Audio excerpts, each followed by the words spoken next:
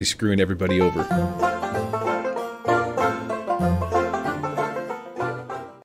All right.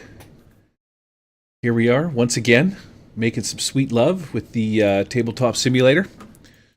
Picking up where we left off from the last couple of episodes with the Treasure of the Lost Sands. We got 2 more episodes, this one and one more. And this episode's going to pick up at the town of Oasis, I believe. We're outside the Kitty Cream. Let's put this back to normal. What exactly were we doing last time, Eric? Do you remember what was going on? Wasn't that the episode where I had to leave early? Yeah. Well, I believe that you probably did bail on us, like the jackass that you are. So let's go to who was here, Uncle Jay. Let's go with you. What happened last time? We are on our way to go see the cantankerous Matt Stark. Mm-hmm. Check it out, your sweet new hoverboat that I built. That Auk is the captain of. Somehow, the guy with no driving skill managed to talk himself into being the driver of the hoverboat. He's got a boating skill of 4, so I figured, that's kind of a boat, maybe. Well, you are familiar with boats and how they work, coming from the land of Charybdis and being, pirates and all.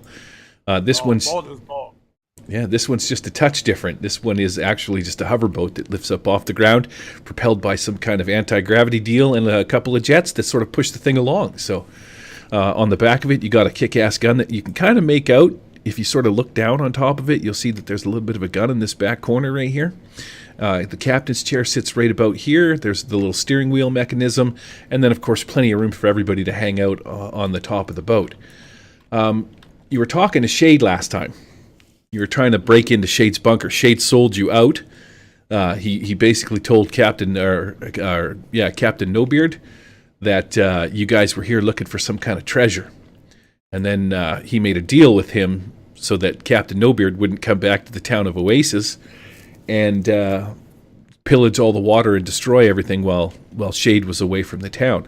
No, Shade lives in this little building here called the Kitty Cream. It's like you would think that it would be like a vending station, but for some reason this thing has this weird attribute of being like a bomb shelter that's built here. It's got a roll down metal gate on the front. All the walls are made from 6, 8, 12-inch thick concrete, and he's got himself quite the little bunker. So when shit goes south inside of Oasis, Shade can pull down the metal cover, and he can just hang out.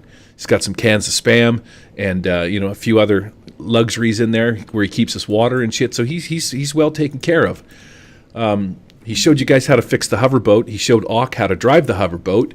And so we were going to pick up this episode with you guys getting on the hoverboat and taking off towards. He also gave you the it's like a CB radio. It's like a data pad, and this data pad will navigate to where you need to go. It has a map, a layout of the land, which I should have actually probably put together so you guys could see what's what and where's where. But what it does do is it will lead you directly to where you need to go to see or to meet the curmudgeon-y old Matt Stark. And that's where we're going to pick up this episode. So we're going to move the hovercraft off the map of Oasis, and I'm going to load up what I call Shack on the Hill badass new map. Ooh. All right. Boom, boom, boom. Sorry about you guys getting all like flippity flappity.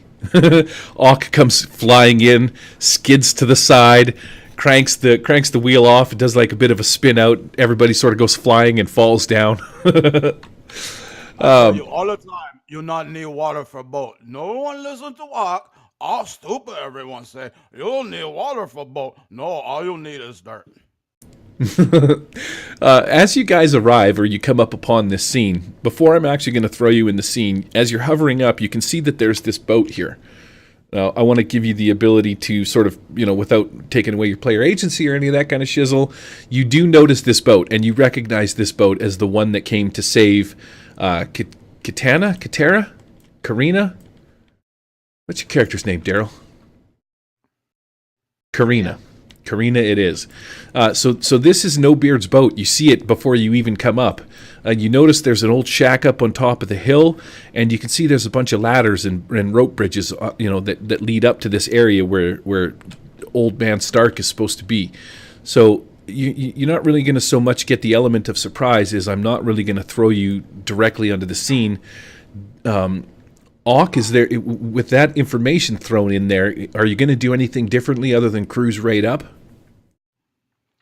If it's up to me, I'm just going to go ahead and cruise right up. If we, whatever we can. If we, from Auk's vantage point, Is that guy expecting us? By the looks of it, you know that that's No Beard's boat, and you know that he knows that you are looking for some kind of treasure, and Shade also knows that you guys were coming here, so you are under the impression that yes, he is expecting you guys to show up. He's here for a reason, but you can make him out as you're driving up. You can make him and his crew out up on top of these large peaks, like they're looking down, setting up an ambush or something like that, or they're going to try and stop you from going and visiting Old Man Stark. Well, maybe just stop short of their range. I don't know if we would know how far their guns could reach, but that's just my suggestion. All right, so you're going to tell Auk to pull the boat over somewhere off out of the reach of what's going on up ahead. You notice this flying device over here. You've never seen anything like this before. It looks like it's in several pieces. You're not even actually sure what it does. It has a couple of weird, unique symbols on it and shit like that. It looks like it's crashed. There's long skid marks that come up to it before it hits this rock and then sort of breaks off into numerous pieces. In fact, it's upside down and broken into bits. And yeah, this is some kind of weird device that you have never seen before, some kind of large vehicle. And then you've got No Beard's boat parked off by the steps over there, and you can see them up on top looking down, sort of, they've got their weapons drawn. In fact, you can make out in the distance that No Beard's got like an RPG sort of pointed in your general direction, and he's like waving at you with you can't see a smile on his face because No Beard's face is kind of wrapped up in some kind of weird cloths and shit like that. He might have some kind of disfigurement that you're not aware of, but yeah, Daryl, boat comes to a lurch. What are you going to do? What's Karina going to do? Karina, I'm assuming she sees everything in front of her, like the people just kind of the pirates up on the cliffs or those little plateaus. She sees them. She's aware of what's going on around her. Yeah, absolutely. Has everybody else gotten off yet? That's kind of a personal question to be asking while we're playing this game. Just saying. Don't ask Auk if he get off. You don't want to be around it. It's gross. Let me rephrase and reiterate the question. Everybody's still in the land speeder or the hydro boat? Okay. Yeah. She will slink off, try and stick a leopard crawl to the airplane over there. Okay. Stealthily move over there. All right, so you can put yourself there on the map. But while I do this, let me throw up basically the scale of this map.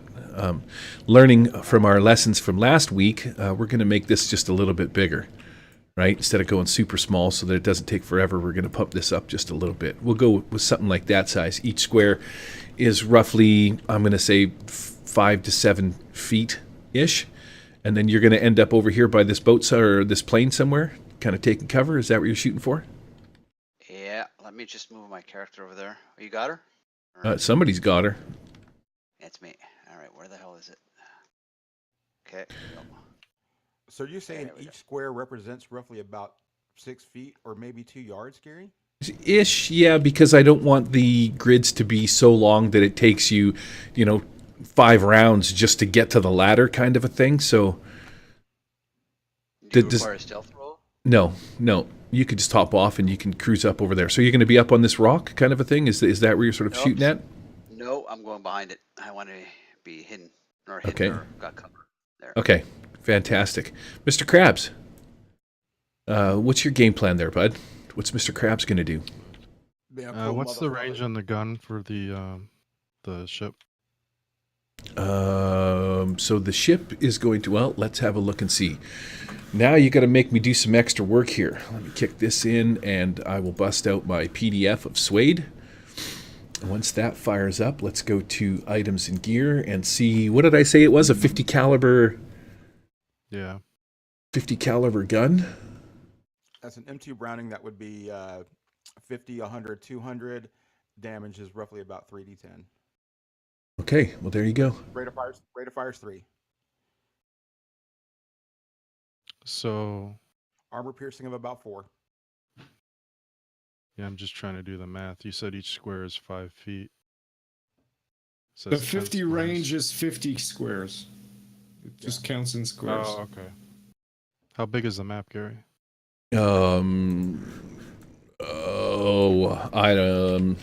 Let's say that he's going to be, I'm guessing, so maybe 10 to here, right? There's 20, 30. Up there would be, it would be in the 40 range. Let's say 50 for shits and giggles. Okay, well, I'm going to do suppressive fire. Okay. You're gonna take that. You're gonna take this gun, and you're gonna shoot up in that general direction. Let's just hope nothing goes south from here. Here's another rule we have to look up, the new suppressive rule. Oh well, let's see. Control F, and let's type in a little bit of suppressive. Now is that with one P or 2? Suppressive, I think. 2 P's. 2 P's. PP. Suppressive fire. Suppressive fire turns a firearm or other rapid-firing weapon into an area effect attack. It trades accuracy for a half of ammo to keep the enemy's heads down. A weapon must be able to fire at least as rapidly as a revolver and can't require reloading between shots. Suppressive fire uses 3 times the usual number of bullets for its rate of fire and always incurs recoil regardless of the weapon's original rate of fire. Okay, well in this case, because you're mounted to this boat, I think we can forego the recoil, right? It's not going to be... I would agree. To make an attack, the shooter places a medium blast template on the tabletop and makes a shooting roll. What else does it say? Next, compare the total to each target in the template and consider any modifiers that apply. Success means the target is distracted. A raise means he's actually hit. Wow. Okay, so I want to give you, let's do a search in here and let's find the medium blast template. Small. Yeah, you don't need that. It's just going to be on top of the lower tier with the 4 guys on it, with Tuckett and... 10-4, right up here? Yeah. Okay, I'm going to say that it covers that entire area then, so you're just going to unload on those in that general direction. Okay, make me a shooting roll. Now, is this just one shooting roll, or is this like one of those weird ones with the rapid fire? No, it's just one now. Yeah.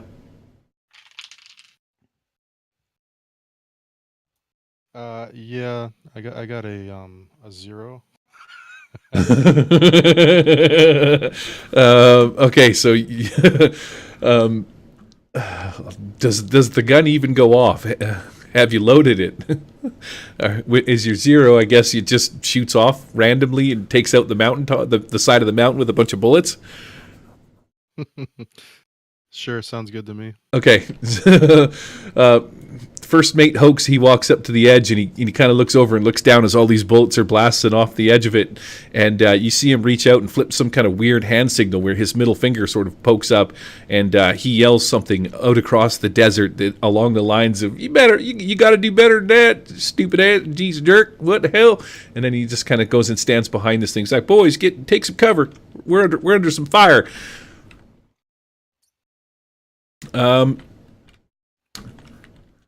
We got no Harrison, so we're going right to Arnaud. All right. Well, Arnaud is going to just stand in the hoverboat and take that pose that captains take, like with one, like Captain Morgan type of pose, and with his rapier and pointing toward them like he's on a warship, basically a man of war that's going to attack. That's basically all he's going to do at this point. I mean, I've got guns, but I think we're still too far out of range for me to use one. Okay. So you're just going to kind of look impressive. Is that what you're doing? Not really be impressive, Yeah. just sort of look impressive? All right. Yeah, just like the wind in my hair and like Captain Morgan type of thing. Okay. Onward! Okay. Auk, what is the majestic red-furred Auk man going to do? The beautiful Ock, he looks over at Arnon and said, you stupid. And he jumps off the boat and he's going to go ahead and start running towards the ladder. He's like, I gotta do everything around here. so he jumps Hey, off. Ak, why don't we move the boat closer? What? No, that's crazy. Don't run in front of the bullets, stupid. That crazy. I know what I do. It's like suppressing fire, like 200 bullets in front of it, and Auk wants to run in front. Way to go, Auk. I know what I do. You stupid.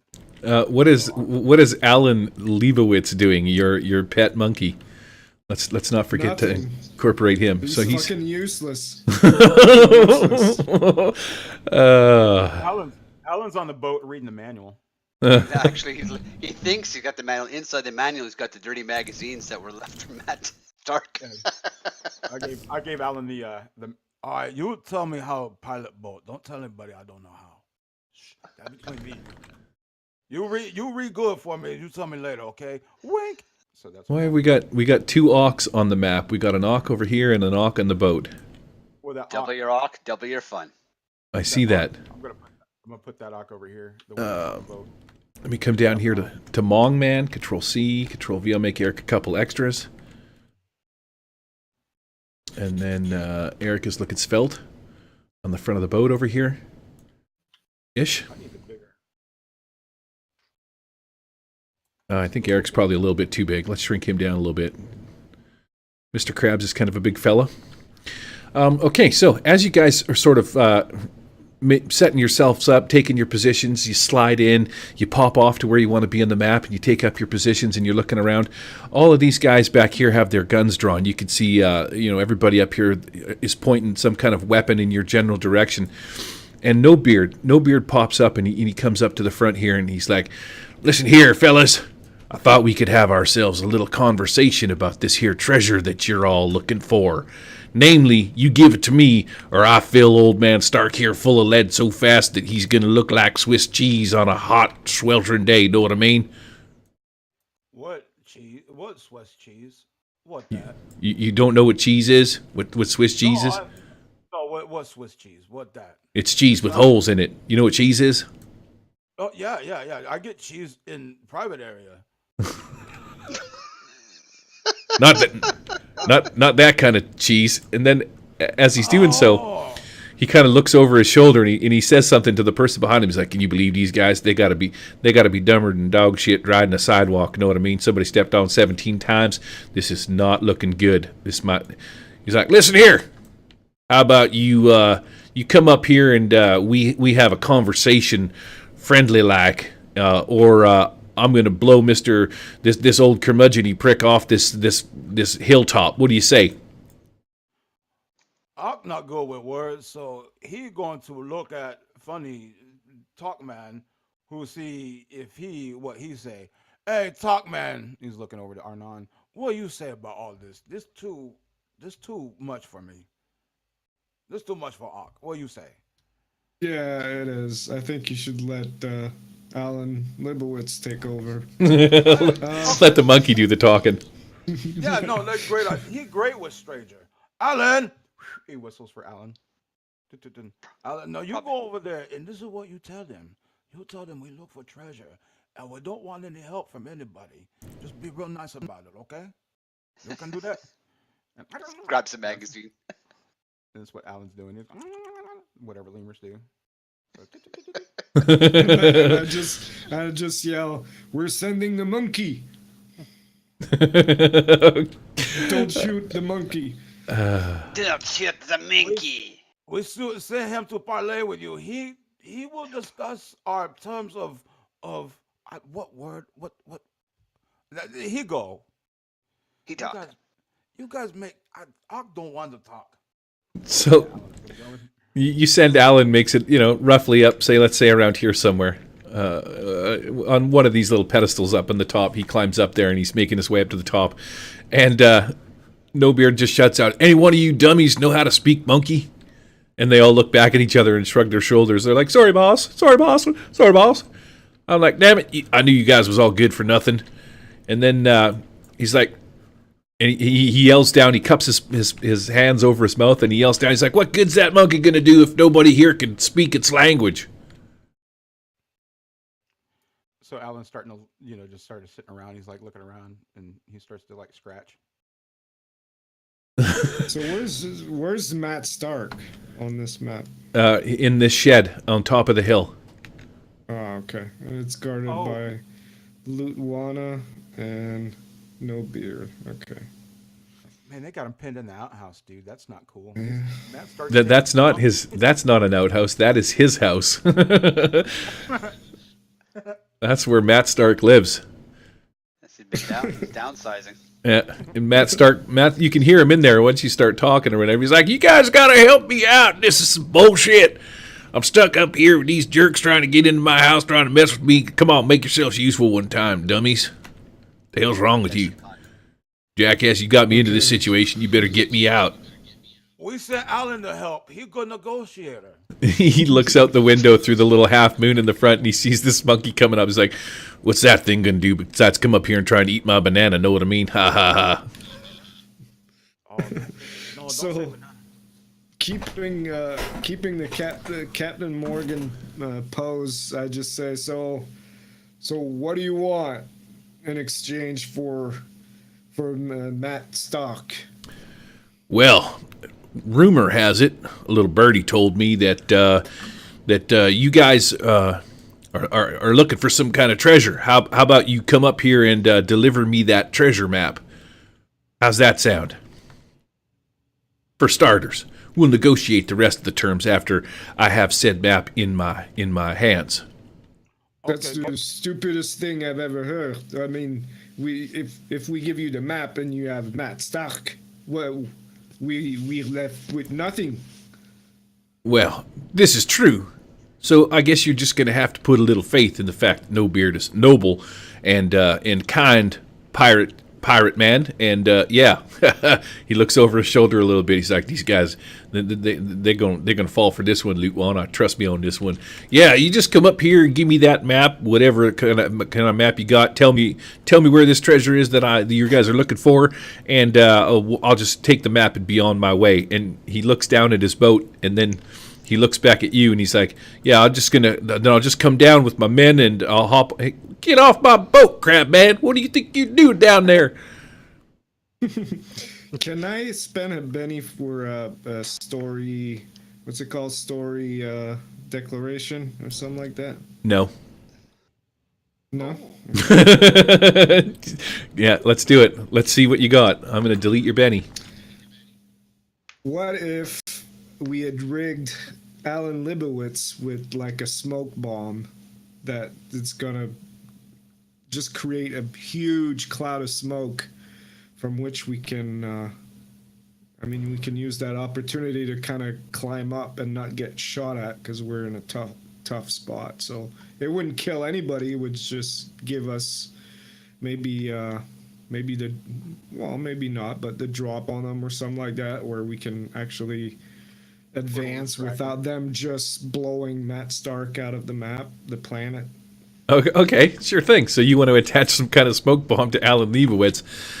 Where's he going to detonate it? He's going to detonate it over here? Because I don't think the smoke bomb would cover both pedestals, right? But, I mean, if he gets up here to this area where First Mate Hoax and Tuckett and Butcherella are at, excuse me, sure, I'll let the smoke bomb go off in this area and sort of blind these guys.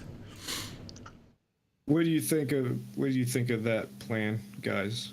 because it doesn't seem like we can come to an agreement with these guys. They just want the map, and then they're just gonna take off with Matt Stark. So I was gonna 'Cause- steal his boat and then trade the boat. yeah, He looks. threatened to blow it. Yeah, we can try that. Okay. Do you want? I'll give you your Benny back then if you're going to switch your plans up. How's that sound? Sounds good. Okay. So he looks down. He's like, "Get off my boat, crap man! You ain't got permission to come aboard." And then he's like, he looks over at First Mate Hoax. He's like, he pauses for a sec. He's like, "Good God, who's on the boat? Who's looking? What? Oh!" And he looks down now, just realizing for the first time that he didn't leave anybody to guard the boat, that all of his dudes are up on top.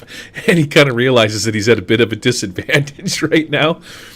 So he's like, "Listen here, you get that crab man off my boat right now before I drop an RPG right on his shell." You suck my wiener. How about that? If that's what it takes to get that crab man off the boat, it's been a while since I had a piece, but nope, never. I didn't say that out loud. He looks at the rest of this guy. He's like, I wouldn't do that. And then he takes this RPG that he's got and he points it down at the boat. He's like, "I'm going to give you to the count of 5 to get off old Betsy." Karina will actually all you see is her finger come up from behind a rock with an index finger. Like, fuck you. He's like, "I know what that means. I see you." And then she ducks behind cover.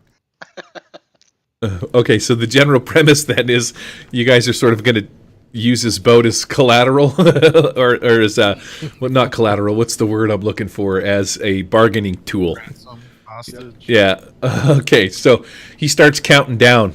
5, 4, 3, At this point, You're Two. counting too slow, no face. 1, and he's like, good God, you guys, all right, I could shoot old Betsy. That she's the love of my life. That boat's gotten me through more hard times than I can mention. All right, I tell you what, let's make a new deal here. You get that crab man off my boat, me and my men will come down off this cliff, and we'll get on our boat and we'll sail away. How's that sound? We'll even leave Mr. Stark alive up here. Wait, what go on? What you say? You trust them, boys?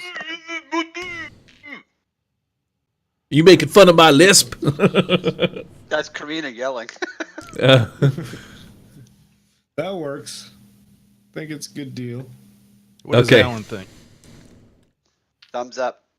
Karina puts a thumbs up. Alan, you can come back now. You don't have to negotiate. I think we come to terms. So No Beard and Lootwana walk down to this ledge down here, and you see No Beard walk up behind First Mate Hoax, and he just slaps him in the back of the head. He's like, "You darn fool, you cost us this round. That's all right, we'll get him next time." I got to get Packet off of here. I've got him sort of locked down. And then the lot of them slowly make their way down to the boat. She has her gun trained on them. Okay, Alan, you put present in boat. Wink. Just make special present. oh. It's a crab pillow. So these fools all hop on their boat, and then there you go. And then they just fire up their boat, and they're like, "All right, we're out of here."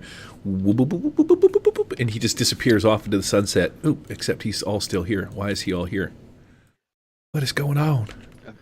Damn Think you, he got locked tabletop. into the boat or something. Damn you, tabletop simulator. And we'll delete them. All right, there you go. So, you guys make your way up this path unrestricted. You've successfully managed to deal with No Beard and his stupidity without having to go into combat, so that was actually pretty slick. Well done. Very impressed. And, you get up to the top here, and I'm going to go boom, boom, and get rid of that. And then, I nominate Matt Stark for a Benny. fantastic. I do too. I nominate him for a Benny as well. All right, here you go, Mr. Stark. Ditto. 1 Benny received. So as you approach the top, old man Stark comes out, And he opens the shack door. You guys climb up, and he stands out there. He's like, "What do you fools want? You got me in a whole mess of trouble. I'm just up here minding my own business, doing my own thing, waiting for my time to end, and you dipshits got to show up with these a-holes and screw all my stuff up. This better be good." Now, he said something about some kind of treasure. I ain't one for treasure. I don't need shit. I'm just kind of sitting up here waiting to die. Thought I had my stuff fortificated. And, well, yes, I had more visitors this day than I have in the last 3 years that I've been here. What do you want? And he points his finger at Arnaud, and he's like, "Look at you, Captain Morgan." Well, Mr. Stark, we heard that you can help us go back to our world, Charybdis. We've got this map, and that guy in Oasis told us that you knew how we could get back. Is that true? Yeah, you come up here thinking I'm going to do something for you for nothing? I don't know what kind of crack you're smoking, but that ain't how it works in this world. You guys got something for me? You better have some good stuff to trade. And he looks at you and he's like, "I ain't seen one of your kind in quite a while. What'd you say your name was, Crab Man?" Or that'd be Mr. Krabs. Well, that's pretty frickin' original. Who Well, gave you that? Why are you so Since you said curmudgeon-y? Yes. Since you said you want to be left alone, what if you tell us and then we leave you alone? How about that ain't good enough? You want something from me, I want something in return, and then you can leave me alone. Now, what is it you... How about this here weapon, this firearm? What good is that going to do me up here all alone? You're the only people I've seen in the last 3 years, ever since I crashed my plane over there. And he points down at the crashed whatchamacallit, this ship over in the end. He says, "You got something I can fix that ship with? Never mind, ain't going to do me no good anyway. It's not like I want to go back to that stink hole Charybdis myself anyway." How about a monkey? Do you want a monkey? I'll handle this. So I can understand the peril of being lonely. I lived most of his life a long time alone until he run into Alan Leibowitz. Alan Leibowitz has been a good friend for 3 years. Do you need good friend, Mr. Stark? I don't need a good friend, but I'll take that monkey, even though I don't speak monkey. No, you don't have to speak monkey. Alan tell you everything you need to while you sleep. What do you mean while I sleep? That stupid monkey's not going to be trying to diddle my zippity zap while I'm trying to have a power nap. Oh, you That's creepy. That's very ridiculous. No, he talked to you in dream. Alan speak in dream speak, and he tell you all manner of great things like stock and bonds and world of finance. This is so dumb. He's like, "That monkey eats spam. Ain't got nothing but spam. It's the only thing that lasts around here in this crappy hellhole." Mr. Stark, he enjoys spam. His favorite dish, he tell me, he say, "It not kosher, but he love it." Oh, So if that mean that you help us, I'm willing to part with great friend Alan Leibowitz. all right. How does Alan feel about? Never mind, Alan. All right, I tell you what. You got yourself a deal. Monkey, get inside my shack. Make yourself comfortable on the couch. There's a can of spam in there. If you don't know how to open it, just give me a squeak and I'll come in and get her for you. Now, can you please indulge Ark one final moment with his good friend? Absolutely. You take all the time you need. While you're having your moment with your friend, why don't you guys come up here and show me this map that you're talking about? What is it that you're trying to do here? Maybe I could be of some help. Besides, who told you to come up here? Was it that fool Shade? Yeah. Oh, he's like, "This'll be rich." All right, dummies, come over here. Show me what you got. I'll go over there and show him the artifact. As soon as you pull the artifact out, the curmudgeon old man, he looks at it and he's like, "Oh my God, you ain't gonna. Do you know what this thing is?" Oh, and he sits down in the chair behind him. He's like, "Let me tell you which." If we knew what it was, we wouldn't be here now, would we? No, you absolutely would not. Listen here. Let me tell you a little story about my past. Now, many, many years ago, back when I had my plane down there, Colonel Sanders, I was flying and I flew her out over the ocean. And I came upon this terrible storm. And when I came to, I lost all my bearings. I didn't know where I was.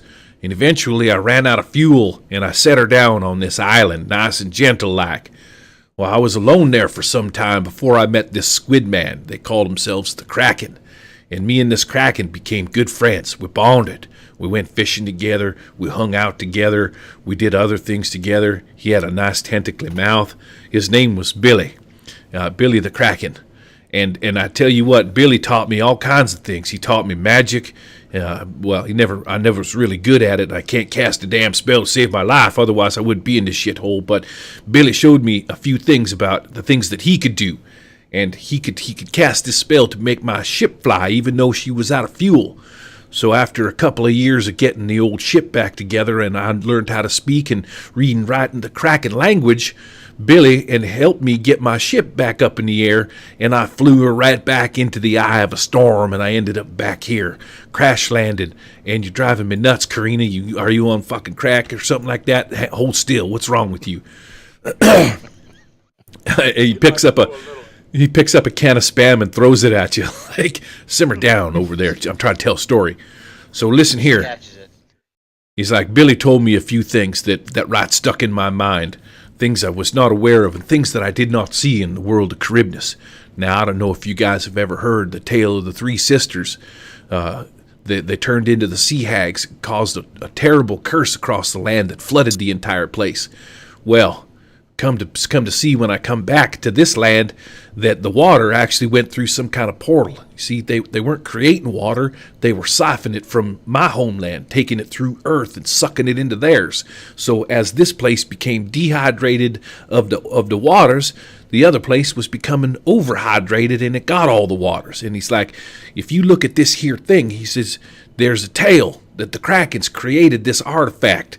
And this here artifact, which I believe is what you are holding right here in your very hands, is the key to reversing everything that's happened and setting the polarity of our two universes back in rightful order. Now, I believe if you look at what it says right here, it says in Kraken or along the bottom, if you can get the souls and capture the hearts of the three sea hags inside of this here device, that this device will give you the key. And that will be the key to access the portal and send you on your way home.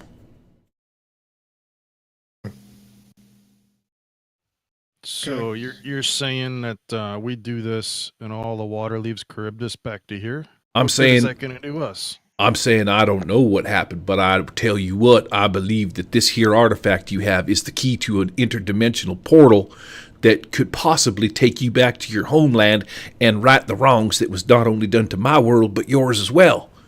Who knows what's going to happen? Maybe it take you back in time, son. I cannot say. But what you have here is that which the Kraken have lost. Well, we already captured one of the sea hags. He's like, you got one of them in here right now? And he kind of looks at all of them. He's like, ooh, I can see it right here. And he kind of pokes the gem on the one side of it. Like, look, you can see it sparkling and shit. You got one of them in there. Damn. How'd you do that? These things, these sea hags, they monstrosities. They're massive. I don't know. She was stuck in a Hobart, metal creature, very weak. We defeated it. That thing at the trapped by a metal cord. it's like that big giant mech in the junkyard. That was one of the sisters. Yeah. Well, good God. He goes, I don't know how you did it, but I tell you what, word has it, every once in a while a stranger passes on through here looking for shelter for the night, trying to escape whatever, horrific things happening out in the plains. But I've heard tale now of other gigantic things that could possibly be what you're looking to get yourselves in after. Maybe they're the other sea hags. I don't rightfully know, but I tell you what, you're going to need some more firepower than those little pea shooters. Take them down. You might have got lucky on the first one, but I don't think you're going to have the same kind of luck with the next one. So but seeing as how you're giving me Alan, which is way more than I expected, I'm going to let you in on a little secret. A couple of years back, when I was out scavenging for parts, I came across a hidden bunker. And inside this bunker, I found a bunch of military-grade weapons. I found huge cannons that you tow behind vehicles and stuff like that. And I'm thinking, if you guys head on over there, you could probably get yourselves some real weapons of destruction and take out these frickin' sea hags once and for all and set everything right. He's like, damn it, I might actually be able to go back to gardening again. You think there's grenades there? Those are fun. I did see some grenades of various kinds, but I tell you one thing, this might be a touch dangerous. Now, when I was there, ain't nobody in the building. She was just wide open, and I just kind of walked in. But I did see all sorts of various military equipment, anti-tank weapons and things along them lines. You get yourself some of those, and I'm pretty sure you could take out anything on this planet. You know what I mean? Even big dogs. Where is this place at? Oh, you got one of them fancy data pads?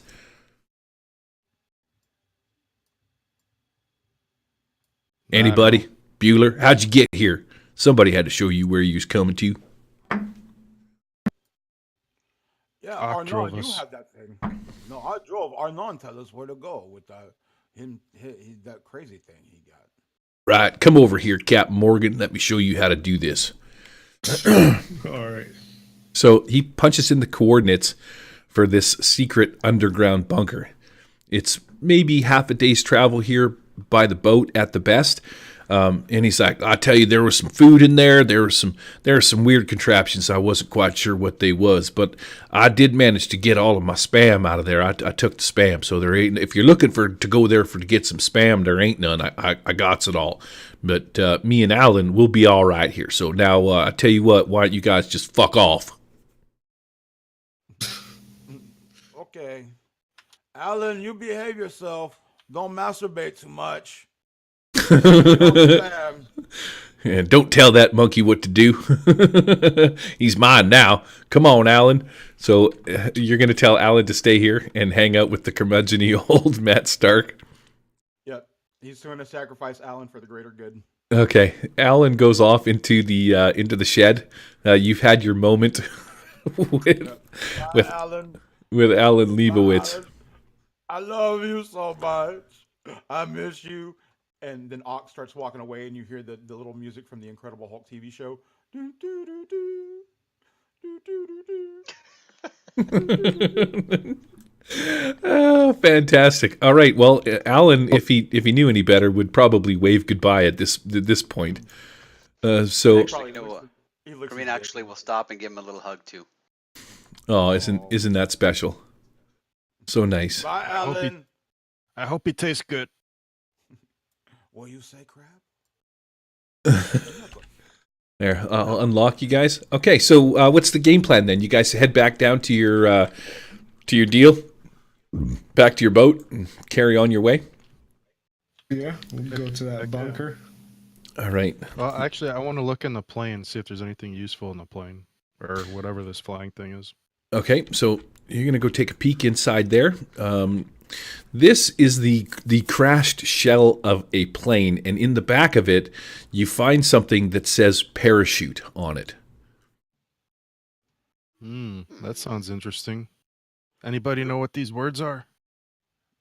What are words? I don't even know what those are. Karina and if you guys, Karina and Arnaud, you're human, so you would have come from Earth. So you would, no, you wouldn't know because you're from the past. You're not from the future. So it's some kind of, by the looks of it, it's some kind of backpack that you would be quite familiar with, but you wouldn't understand what the purpose of it is. Also, too, I'm going to give you a couple of flares you can find in there. Like they look like red sticks of dynamite, and the writing on the side of them basically says, you strike here and throw it on the ground, kind of a thing.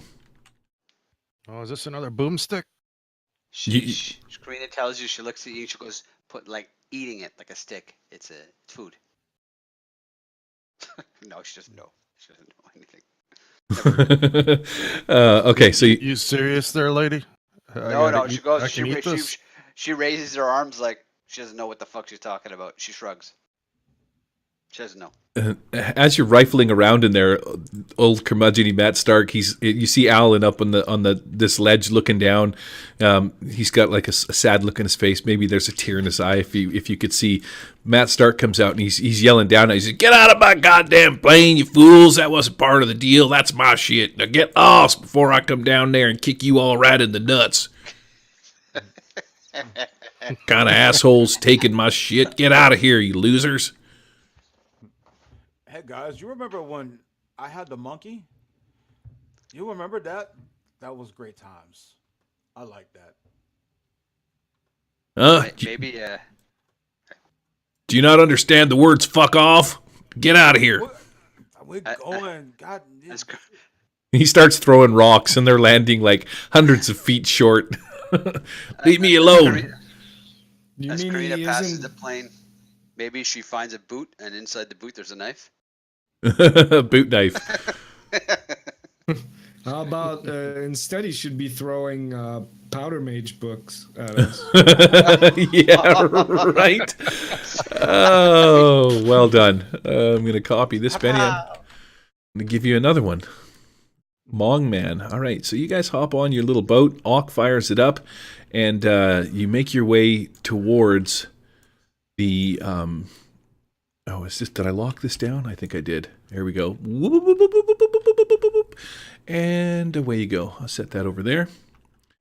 I love that sound effect. It's pretty good, right? Do it again. Mm-hmm. Let's get Alan Leibowitz to disappear. Alan.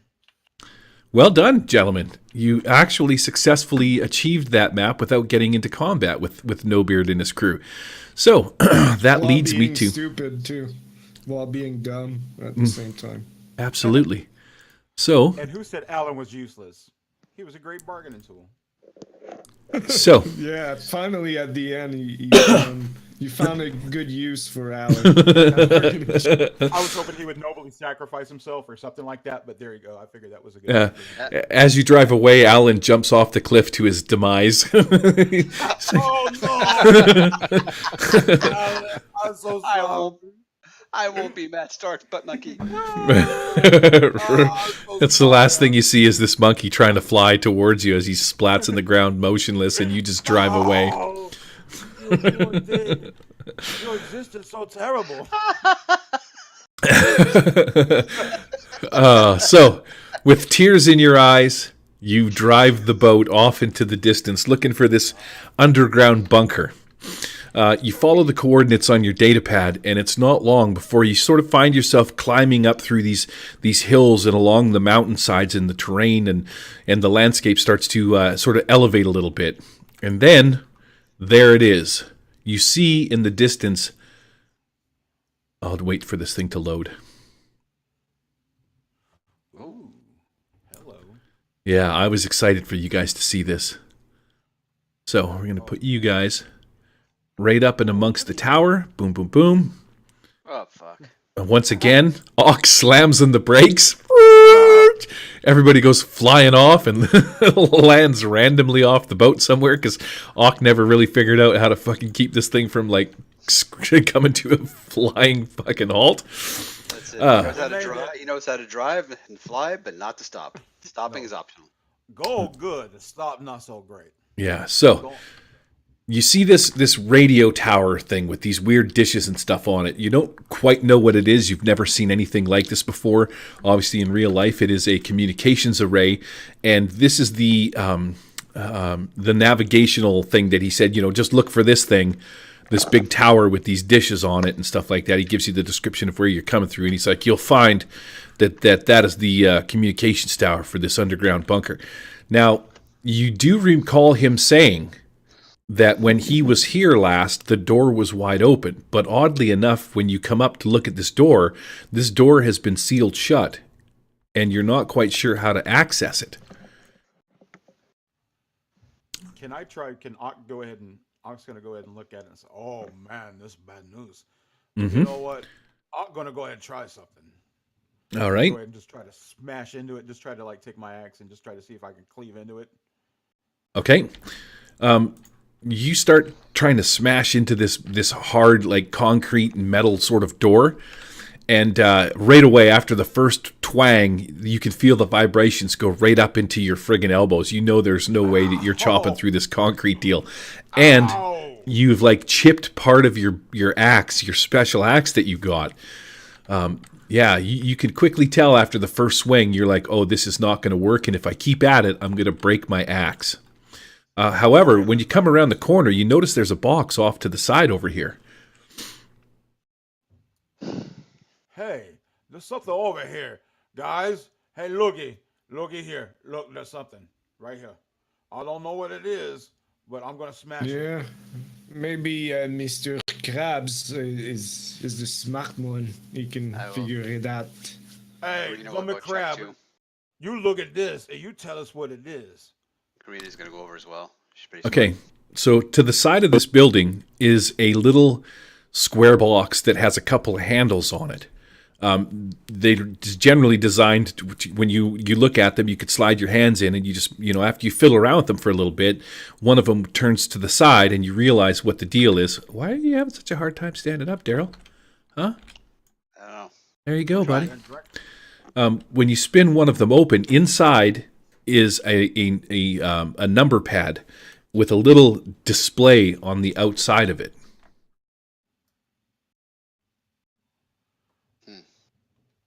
Okay, this not in Walk's wheelhouse. You're gonna go over here and look at rock. He's gonna go and look at a rock. Oh no, I saw a number. No, that for other people. Hey, this Yeah. rock cool. Arnaud just stands on a rock like Captain Morgan, scanning the distance. Okay. Call this rock. Anybody else? I'm gonna go look at the keypad in and around the building. See if I can figure something out. All right, make me a notice check there, Karina. Hey, what? Notice check. Okay.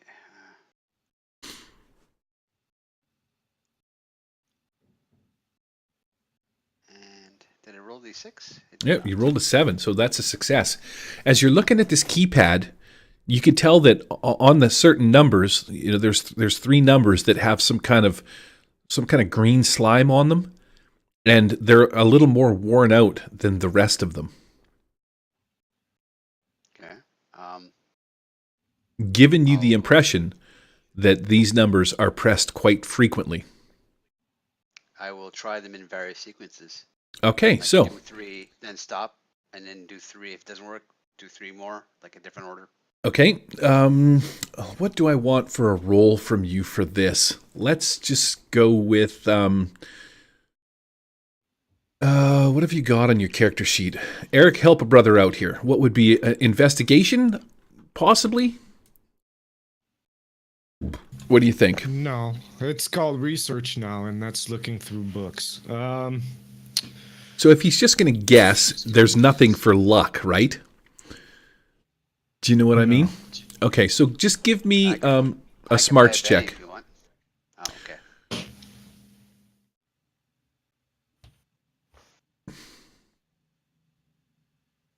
Ooh, a 1 and a 5. So that is a simple success. All right, so you spend a few minutes poking at the buttons, and then you wait, you write down the sequence. You poke again, and you wait, and you write down the sequence. And after maybe like your 5th or 6th try, you hear the doors click open underneath the buttons that you have last pushed. You hear this sort of like an ominous click, and then the sound of grating metal, like. But these doors don't really open.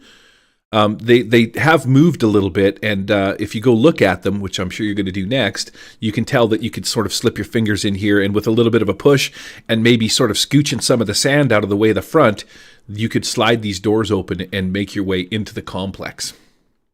I pick up a small pebble and I throw it at Ock. Okay, yeah. And let she me- points at her muscles and she waves them over. Yeah, this where I'll come in. Hey, by the way, hey Arnaud, does this rock look like Alan? I think it looked like Alan. I'm gonna call this rock Alan Jr. What do you think? Arnold, do you not talk to me? We not friends no more? Oh, fine. Fuck you. I see how it And is. she looks at you. Karina looks at you and she pets the rock and she gives you the thumbs up. See, I like you, Karina. You nice to Ark. Arnold, he asshole. I try to be nice to him. Hey, too, it keeps sorry. moving me. Oh, Yeah, that's me. I'm trying to move. Ark. Sorry. I thought it was Gary. Okay. No, so Ark, I come find it over hard here. to stand them up. All right, Ock, give me a successful strength check to move this door open, to pry it open. Yes, sir. Let me get back over here. Very nice. Sweet. Wow. Okay. So this door pops out on one of its hinges and rolls along the path, and you're pushing and pushing and pushing, and pushing the sand out of the way, and eventually it opens up into a pathway that leads down inside the mountain. You can see that it's kind of darkness, but from inside there's light coming from a crack underneath the bottom of another door that's inside here. So you see a set of stairs that descend into sort of darkness. Hey, oh man, there's stairs that go down here. Who you want? Ark go first? I don't see good in the dark, but I could do it. I'll go first. Well, don't we have any torches? I think Karina has a torch. I could just light one up until we get downstairs. Yeah, you want to do that? That's fine. You go here. Go. You go ahead. She'll light a torch and then walk down. Or does she has a lantern? I think she has. Oh, man, let me turn off. Let me make sure. Hold on, I don't want to lie. Let me check my inventory. I didn't realize that was up still. Yeah, she has a lantern and she has one oil left, so she'll light it. Okay, and also too, you have the flares. You remember the flares? You can read okay. the instructions on the flares and realize what the flares are for and how they work because you can read English. Okay. I'll tell you Although, guys, I don't care. I could it just is- easily toss a flare too. Okay, so we're good. Figure it out. Not to overcomplicate the situation, you guys have a light source and you make your way down to the bottom of the stairs. I'm going to do a thing where I slide the door out of this top out of the way. Dun dun dun. The big reveal. Oh, I like to smoke, Gary. Hey, That's so cool. Wow. I like So- it. Nice touch. you guys are going to appear in this room. I don't know where you're going to appear on this level down here. Just move our characters, maybe. Put us where you want. Long man. We'll go there. Arena. Go here. Wow. There you go. So this is the door that you enter. To your left, you see some more of these containers. There's a couple of these barrels sitting along the side of the wall, and you notice like right on top, it has this weird looking symbol that you've never seen before, and it says the words radioactive across the top of these barrels. This room has a bunch of these oxyacetylene, gas tanks and stuff like that. You're familiar with these things from the junkyard. And down at the end is this gigantic tank that you can see, and there's a window here. This mirrored glass will actually allow you to look down into this room down here, where you see this desk with a bunch of papers written on it and some kind of weird contraption that is sort of whirling and twirling and has lights glowing through it. That's what you see through this window. So this wall right here has a mirrored sort of reflective surface, and then you also wouldn't know what this is, but this machine here looks like if you put certain coins in it, it will dispense some kind of food, is the gist that you get from it. You can see that there's old pop cans and different drinks and stuff like that in sealed containers inside this. Can we deduce that it's food? Yes, you can. Yep, you Karina will absolutely go can. over- She'll go over and wrap her fist with her clothing and then smash it and grab some food. Oh, okay. Make me a strength check for smashing shit apart. Okay. You don't want these 23 coins I got? Oh. 8 with a raise. Nice. Okay, so you definitely smash a hole into the whatever kind of weird glass is in here. This thing has been here for some time, and then it exposes the innards. Now, all the food that's in here kind of looks sort of rotten and moldy, but the drinks still look like they're good. Okay. Well, You'll find some handing them out. Gatorade and some Pepsi Cola and some Coca Cola and different juices and stuff like that that probably have some preservatives and might still be good. And when you reach in, it's still cold, or I shouldn't say still cold. As you reach in, you're like, wow, these things are cold to the touch. You've never experienced cold drinks that didn't have ice in them before. How's Pass them off to everybody. fancy smanchy? So everybody can take themselves a nice refreshing drink, a nice refreshing beverage. Now, there is no other way to get out of this room except for this door that's open. There's a data pad here, and this door slides open into this second room. There's these 3 weird-looking tanks, and these tanks are kind of making a bit of a humming noise. And what really stands out is this weird mechanical device right here. It's not moving. It's not doing anything, but it looks like it's like some kind of ant or something like that. It serves a purpose. Like it's a machine. It's a machine that has a purpose inside of here, but it looks like a mechanical animal is what you would interpret it as being. And then as you're looking at it, you'll see that down here is a doorway that seems to be open. Now, as you get closer to this bottom area and you come through this little top area, the smells that are coming from this other room down here or through this little area start to get really foul smelling. Like you can smell the stink of sort of human fecal matter. And so there's a bit of death and decay and some kind of rot and stuff like that. But other than that, nothing really stands out. Like you're not finding any bodies. There's no people around. You don't hear any noises or any of that kind of things in these immediate 2 rooms up here. And this machine here is actually just sort of sitting here, not really doing anything. But there are these weird little robots that are scattered around the room. You see there's 3 of them in this room right here. And they're the things that sort of stand out the most. Mr. Krabs, what are you doing? I'm gonna go over to the stairs and go down the stairs into the smelly room, I guess. Okay. All right. So I'm going to put you right here. Boom. You land right about there. When suddenly you hear a voice coming, yelling at you from over in this general direction over here. I need to go to my saved objects and let me pull out some dudes, which are... Was it Giant Fucking Rat? I don't recall. Nope. It's not Giant Fucking Rat. Where are my guys? Mechanical Bot? Nope. Also not it.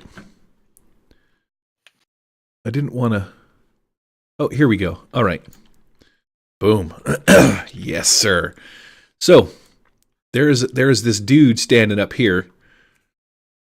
And we're going to go this guy. Now, never mind the stuff that it says on top of them. I'm going to put that guy back over there. And I'm going to put a couple of these guys up and over here. This Poxwalker's back in the corner, along with this guy, who's over here looking in this green vat. And then this guy, I'm going to set up over here. I would have preset this up, but I didn't want to. You can see these guys now. So there's a couple of guys that through the windows. No, and because the guy that's down here actually wasn't in this room when you were looking through here, because there's a doorway through here, so he must have been off in some other direction for the sake of the story, so to speak.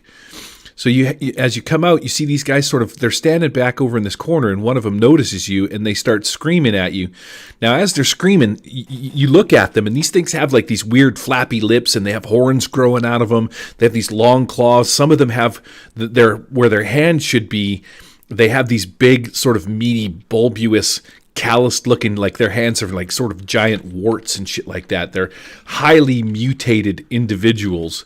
And although they're yelling at you, you can't really make out what it is they're saying, but they do look quite pissed off, and we're going to go right into combat. Now, this area down here, unbeknownst to you, is going to be radioactive. So if we check out the radioactive rules, which you guys have no idea, so you're just going to have to roll through them. Characters in a radioactive environment must make a vigor roll every round, or every hour spent in low radiation and every minute in high radiation. So essentially every 10 rounds that you're here would be a minute, right? You're going to have to make a fatigue level or become incapacitated, or you're going to get some kind of sickness or some kind of mutation.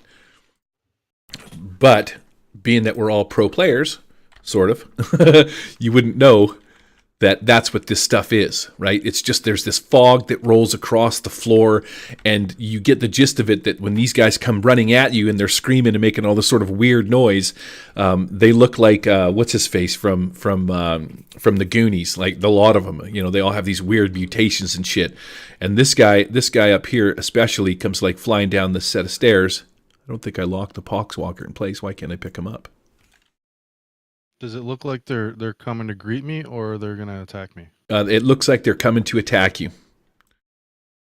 So, with that in mind, we're going to go right into initiative here, and we're going to do a little bit of combat in this room. So, I got the adventure deck. We haven't really needed to use this. Let's go to deal. Red, orange, green, and blue. And then the cards, we are going to go to red, orange, green, blue, and me. Now, everybody can still see their cards, correct? So we can look around the table and see who's got what? The fuck? Don't we get two cards, adventure cards? Yes, because you are seasoned. My bad. Deal I out. can trade Arcane Inspiration with Mr. Krabs if he wants to. Same thing. I got Arcane Spike if Mr. Krabs wants that too. I'll give you guys a second to do your business. And then while you're doing your business, anybody want to trade a Benny for a better card? I see Daryl's got a nice solid 2. We got an 8. We got a 6. And what else do we have back over here? We got an 8. Sweet. So I'm going to go first. I like this.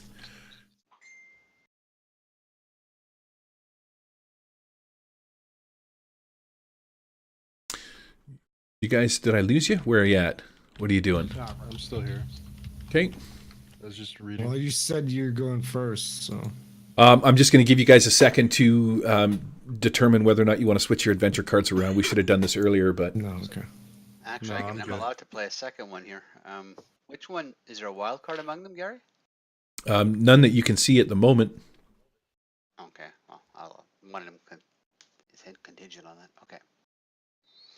Why would you ask that? Because the Because, card, look, a card is actually asking. yeah. I'll put it out if you want to send it back to me so we can read it. That's why. Where did you put it, Daryl? Oh, I see. It's over here. If you want to look at it.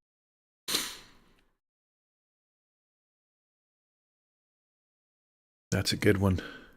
Plan an enemy wildcard in the first round of combat. You may not soak wounds from his attacks for the rest of this encounter, but you immediately draw 3 adventure cards and keep one of your choice. You may play another adventure cards this section. Wow, man. Really? Card. Yeah, no kidding. Play on an enemy wildcard in the first round of combat. Holy crap. Say, I don't know if there's any, so. If there's none, Yeah. I don't know. I can't play it then, so. Okay, we're all good? Mhm. So, this guy is going to start charging in your general direction. He has a unique ability with this weird horn on the top of his head that if he charges at least more than 5 feet and successfully hits with his horns, he does an extra 4 points of damage. So this guy sees Mr. Krabs. I got to zoom out a little bit, and I got to zoom back in. He sees Mr. Krabs. I don't know if... I do have it set up. But it's really hard to see on this map how far away you are. So I'm going to say that he can traverse this distance, essentially, and just sort of make it to Mr. Krabs, but the other guys will be too far behind. So I'm gonna try and give you a smash with my horn attack. You see him, he's mumbling something, and the flaps as he's running at you. He looks like a fat guy with his shirt off. You know, big man titties, big bellies. Except he's like fat everywhere. He's got fat arms and this weird looking horn out of his head. He's got his head down, and he's just making some sort of weird rubbish noise as he charges you. So he's gonna get an 8. Come on, roll me some love. Does a 5 beat your parry? That is my parry, so I would assume that hits. Okay, fantastic. So you are going to take an 8 and a 6 for damage plus 4. Say what? 14. 8. He has the horn does strength plus d6. So it's an 8 and a 6, which I rolled. And you're going to take an extra 4, so a total of 14 points of damage as this first weird-looking mutant guy comes running across, and he leaps at you with his giant horn, and it hits you with like a resounding thud and sort of makes you step back a couple of times as you skitter across the front door, and this thing plows into you. So that's 14. One wound. Okay. Shaken and 1 wound. I'll go ahead and spend a Benny to try to soak that. That's is that spirit or vigor? Vigor.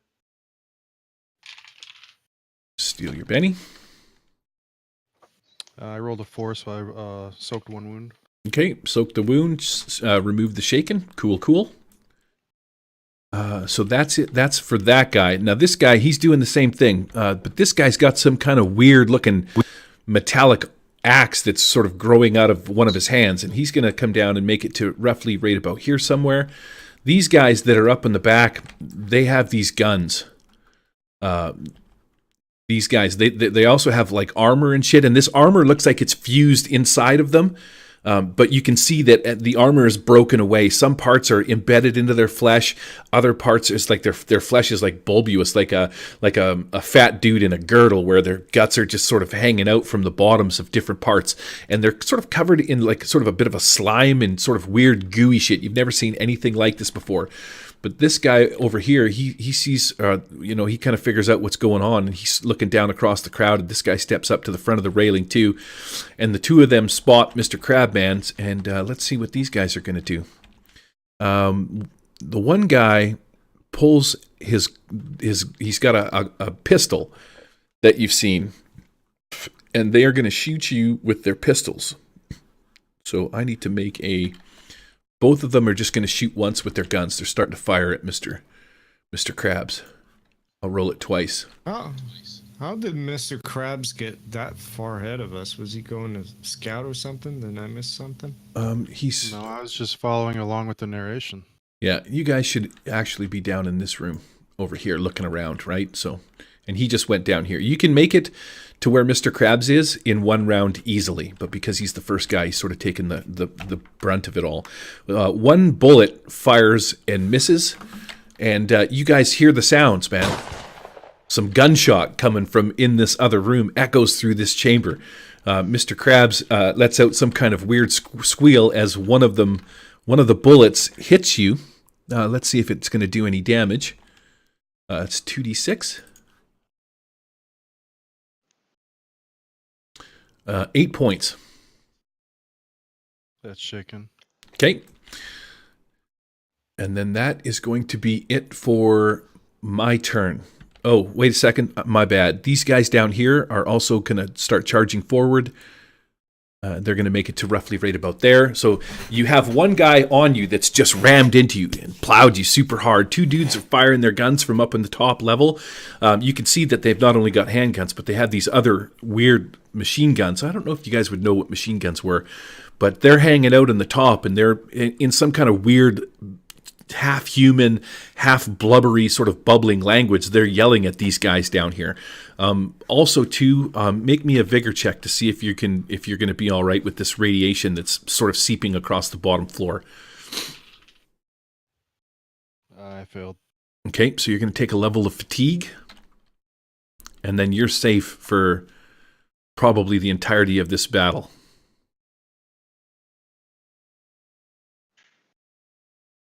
Is it my turn? Whose turn is it? Who's up after you guys can see where everybody's at? I think 8, which is Auk. It's my turn. All right. Sorry, hold on a second. What's Matt got? Oh, Matt's got an 8 as well. Yeah. So Ak goes first. All right, so it's Auk, Matt, Arnond, and Karina last. All right. So if I can make it over here and around, I'm gonna go ahead and come down to where Krabs is. Yep. And am I able to? That dude that ran into Krabs, all like, no, you don't do that to Crab. Oh, absolutely. He great. Sure thing. You're gonna smash at him or something? Yeah, I got frenzy, dude. So I'm gonna go ahead and do my frenzy. I'm gonna frenzilate him. So let me do my.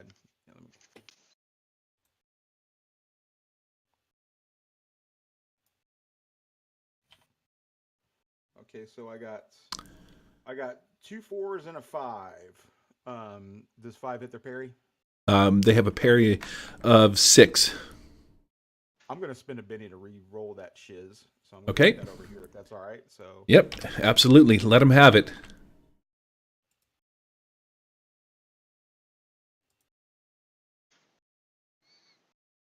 all right, so yeah, that one was worse. I'm gonna spend another Benny.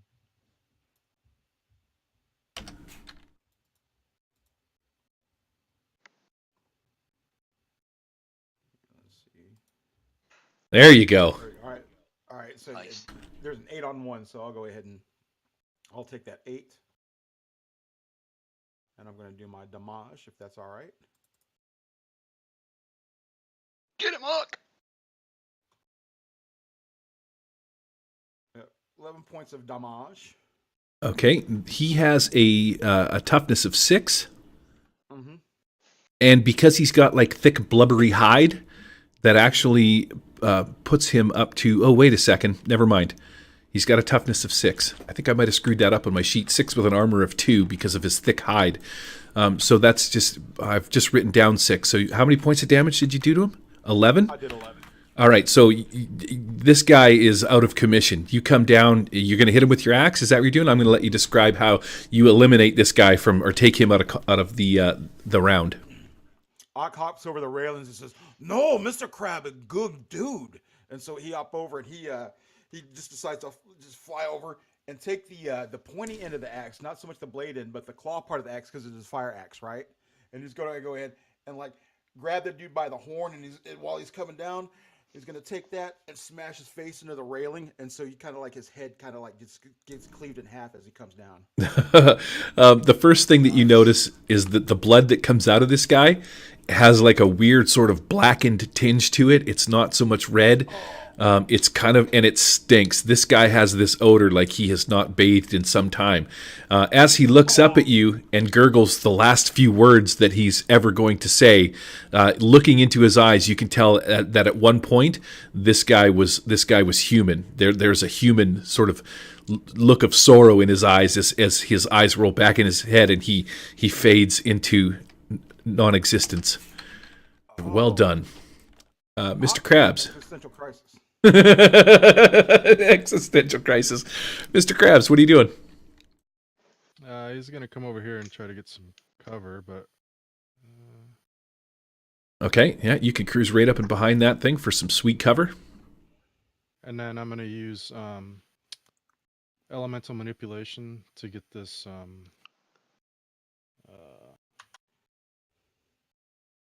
on this vat over here. I forgot how you do the. Yep, tab. Mm-hmm. I'm gonna try to like spill it on these guys. Okay. Of course, I don't know what it is, so. When do we have to make those trait uh, rolls for the I radio? rolled a 1, so I'm gonna reroll. Spend a Benny to reroll that.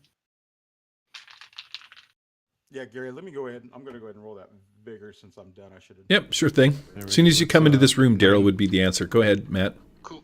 9 Thank you. minus Sorry. 3, so I rolled a 6 to have the power go off. Okay, yeah, sure thing. So you summon like some kind of an amount of this goop, and now does it splash or does it just fall on the ground? How does it work? I'm thinking it's just like a big waterfall that comes out of it. So Okay, it's kind of like just hitting the guy right in front of it and then seeping all over the floor. okay, fantastic. So as it sort of goops over this guy, he seems completely unaffected by whatever is in this vat. He's as if he's almost immune to it. He just kind of looks at it like, he doesn't seem concerned with what's happening to him at all. Oh, you know what? I was shaking. I got to roll for vigor first. Or spirit, whatever it is. -1 was a 3, so I failed. So that doesn't even happen. Okay, so you're going to I need remain the shaken Benny then? back. Yeah. Da- No, actually, no. I'll spend that Benny to unshake. to unshake, and then so you need another Benny. I only have one. You have 3 in front of you. Right, I and just I'm spent 2. okay. So I'm going to delete that one. So you should have 2 left then, right? Sure. Okay, works for me. I'm easy. Did you make your vigor check, Hawk? Yep, I got a 7. Fantastic. So that puts us to Arnon. What is Arnon going to do? You can hear some fighting and some gunshots come from this other room. Yeah, I'm gonna. Okay, I'm over here. Can I get all the way down? Absolutely, yep. Yeah, all right. And then I got my rapier and pistol that I got in the first game that I haven't had a chance to use yet, and now I'm going to use against the Poxwalker. I Okay. got rid of my flintlock pistols, and now just got a regular pistol. So let me travel back to my end of the table, and I really wish all the camera things would save from game to game. 'Cause Yeah, I always have to reset my camera too. Oh, that sucks. I was not aware that they didn't. In fact, I should be Well, using that a little bit more. What I should be doing is setting this. Now it's Control 1 to save the camera, and then no matter where you pan to, it's just Shift 1 to get right back to where you're at. yeah, That's what I've done for both of them. Yeah, that's cool. So I'm going to so set my... shooting 2d6. Got what? 2 and a 4. 4 would be enough to hit unless there's a penalty of some sort. Nope. Alright, and then damage is just regular 2d6.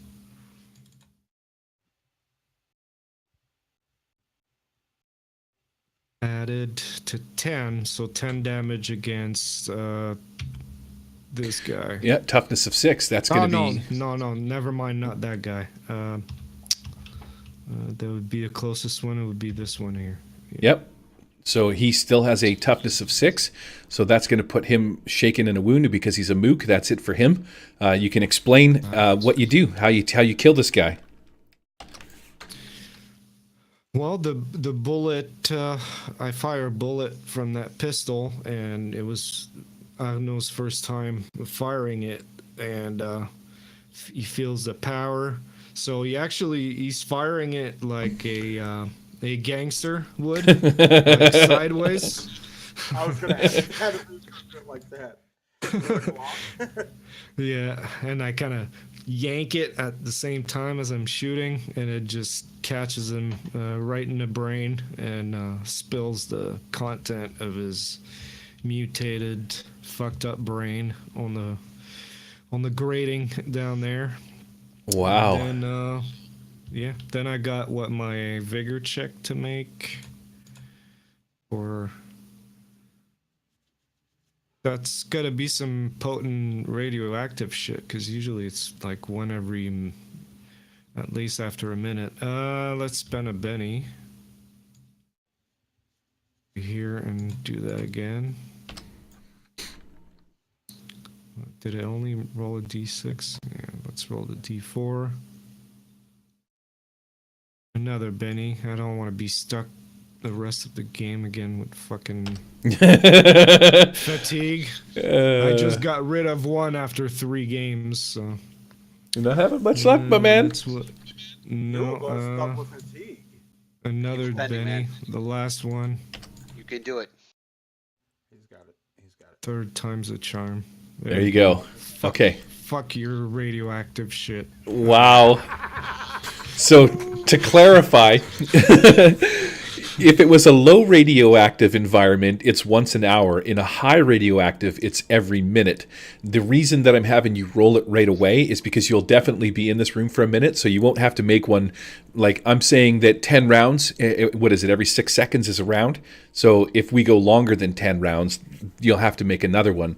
But by the time you make it over to the stairs and after you fight these guys, you're going to have to make one more check before you sort of make it up off the floor of this little area. And you, again, you would have no idea that you're, you know what I mean? You just all of a sudden you sort of feel fatigued and shitty a little bit, but you succeeded. Okay? Yeah, we Suck all it, know what Trebek. that is. Dickhead. All right, Karina, what are you doing? There's still no wild card we know about, right? So I'm just Yep. gonna, all right, move up here. And she'll just, she comes in, she sees what's going on. She'll crouch behind this. Oops, anyways. Crouches behind this canister for cover and she'll shoot. She'll take out the pistol and she's seen it once or twice. She'll aim and squeeze off a couple rounds, or squeeze off a round. Who's left? These 2 mooks here? There's 3 of them. Packswalkers? Yeah, 1, 2, and 3. And then there's these 2 guys up top that actually have guns that you see when you come into the room. How far are they? Are they medium range or? pistol or- I'm going to say, what's medium range on a pistol? I'll tell you right now. 24. So let's just say that they're on the outskirts of, they're right at the beginning of medium range. You're going to take a penalty.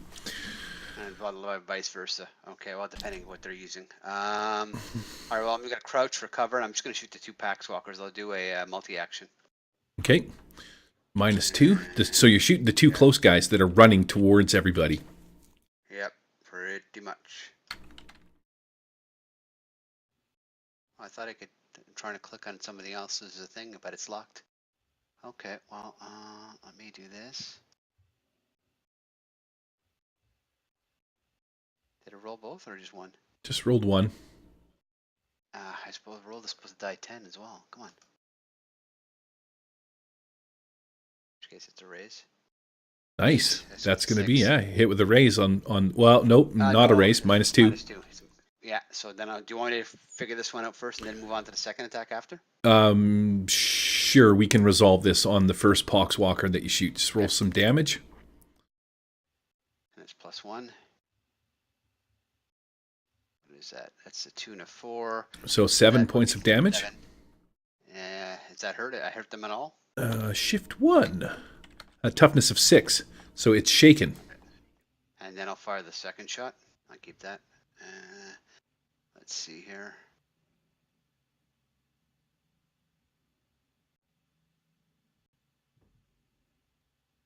So that's still a success. Is that a 6 from which dice? I can't even see. The green From dice my, is the 10. The green dice. Okay, so then it's still a success. I will fire.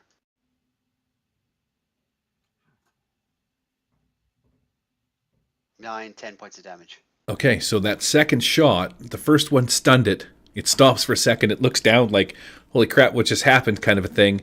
And then the second bullet, I'm going to let you explain how you take this thing out. First one just kind of hits it in the shoulder, spins it around, and then as it's spinning around, she shoots it right in the back of the throat. Nice. And it pitches forward. And I will do my vigor check. Come on, be nice, be nice, be nice, be nice. Yes, phew. You got no fatigue or anything like that I need to know about? Not that I'm aware of, no. Okay. I think we had a week off. We healed all our wounds and stuff, right? So we should all be fresh. Okay. You're golden. You're good. You're all fresh and ready to go. That's everybody. So let's go back to dealing some cards. Sway to action deck. Now, I don't want your cards back out of your pile. I do want you to pay attention to where your new cards will go. So if I deal you this card, it goes on the outside, right? So the inside one is not the card. Orange, Yeah. green, blue, purple. So it goes to your right. Your right is the card. Any jokers? Wow, no jokers. I see some face cards. I got an ace. Yeah. Okay. Auk with the ace. What did I get? I got a king. King of clubs. The ace of spades. The ace of spades. That puts Auk first, and then I believe me with the king. Nope. I also got king.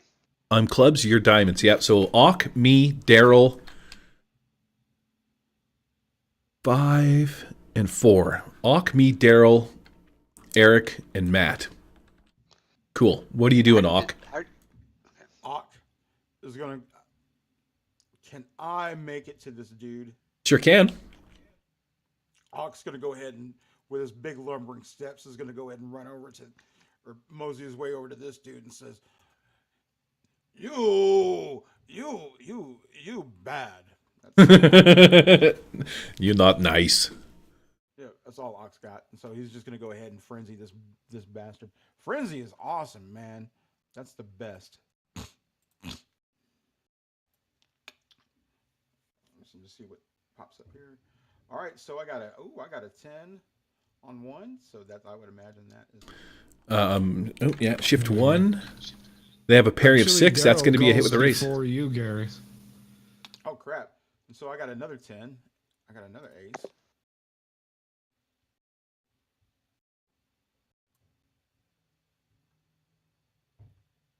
Damn, I got another ace. You hit this thing for 20 points. No, I'm just hitting. I'm still hitting it right now. That's I what hit I'm him checking right for now. 10. I hit him for 38 points. So that's definitely a hit with a raise. Okay. You know, I got a 38 on my attack, so that's a hit with a raise. So I'm going to go ahead and do my 2d10 plus 6 damage. Okay. Oh wait, that's the wrong one. Sorry. So then negate that roll. Here. Yep. Here we go.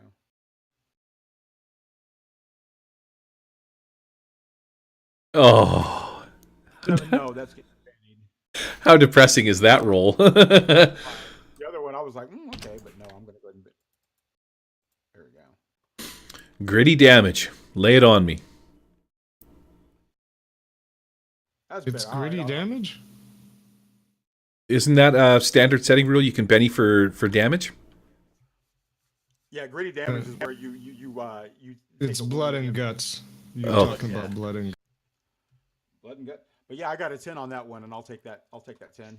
Okay, so they have a parry of or a toughness of 6, and you did 10 points of damage, which is enough to shake and wound this Poxwalker. So you could go ahead and explain how you take him out, and then we're going to let Daryl go after you because he has the diamonds, and it is reverse alphabetical order in Savage Worlds.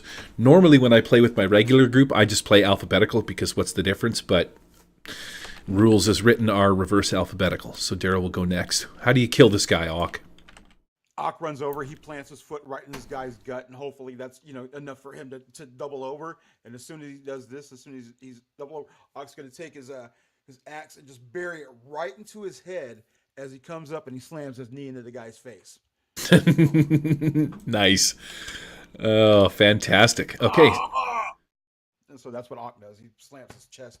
That's what happens. All right, Daryl, what are you doing? She'll aim up at one of the 2 guys on the catwalk up there, Plague Marines, whatever they're called. Yep.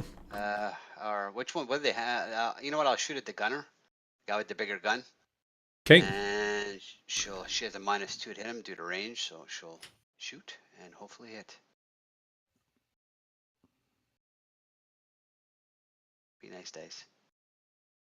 Ooh, that's going to be a success.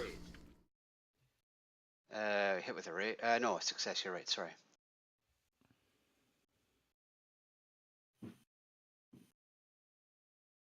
So that's 9 points of damage. Okay, so the guys that are up on the top also have a toughness of 6. I must have added this in wrong. It should be a toughness of 10 because they wouldn't have a toughness of 2 with 4. So 4 of its armor. I got to redo these guys. Come to think of it, these guys have a toughness of 10. Okay, let me see. Just give me 1 second. That's a 10, eh? Okay, well, I might have to re-roll that damage. If it's even worth it.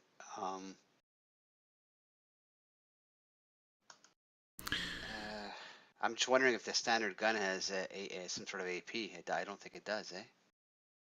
Standard pistol? What kind of a gun is it? Do you know? That's the one we took off those guys.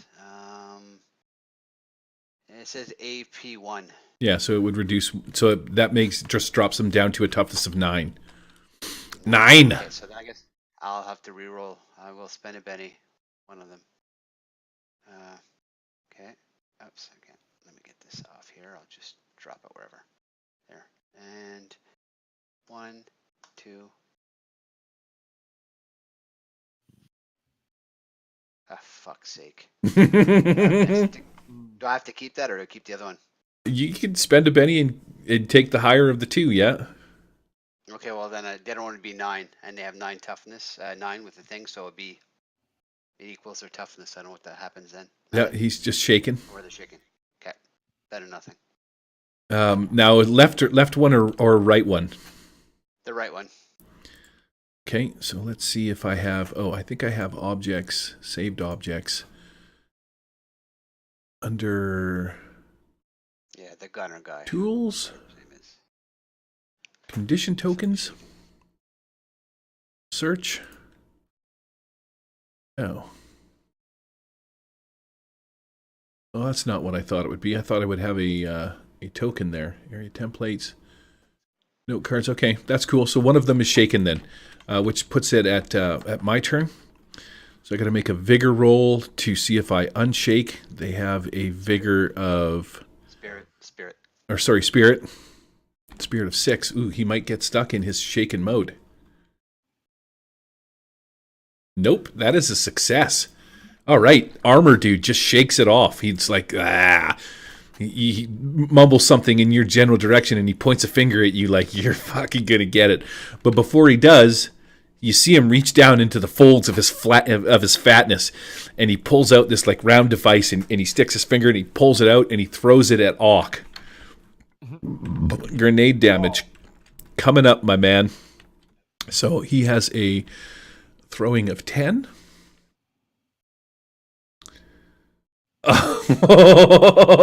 As he lobs it in the air, it slips out of his hand and it lands over by this mutated vat, well out of the way. So somewhere over here, and then just goes off with this gigantic explosion that tears a hole in the bottom of this thing.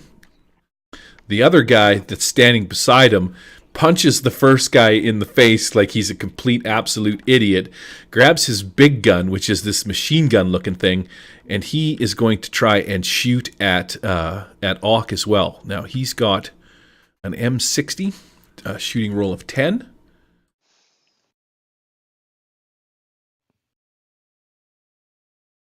Four is going to be a success, and the damage on that is 2d8. Oh, a whopping 6 point of damage. You, that tickle Auk again. There you go. Even throwing the sound effects. These bullets are whizzing past you at a rapid pace, but not one of them hits you well enough to do any kind of a damage. Now, these Poxwalker guys, they're going to come at you too. Not that they're the brightest dudes in the forest here. So we're going to move these guys. Both of them have the ability to charge. If they go more than 10 feet, I got to use my shift 1 a little bit better. If they move more than 10 feet and make a successful hit, they get to add +4 to their damage with their horned attack. So they have a fighting of D8. 2 of them are going to come flying at you. I'm going to roll them both. What I get, a 2 and a 7. Does a 7 beat your parry? Yeah, my parry's is 6, so that 7 hits. Okay, so the 8 and a 6 is strength +4.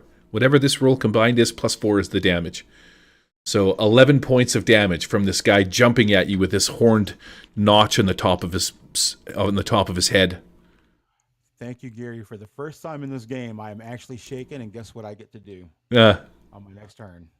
Just find out. Okay. I'm shaking.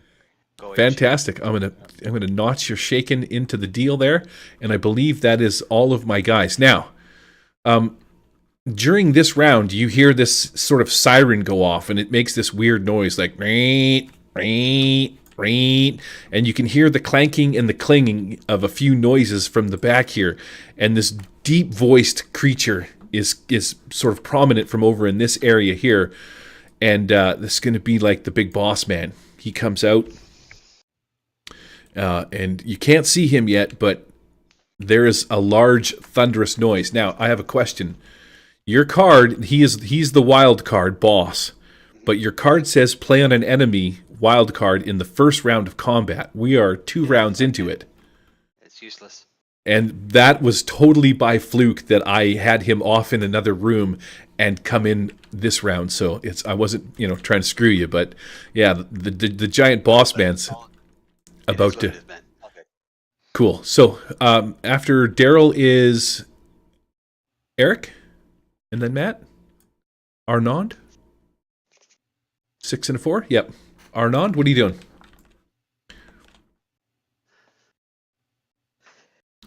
Are you muted, stupid? I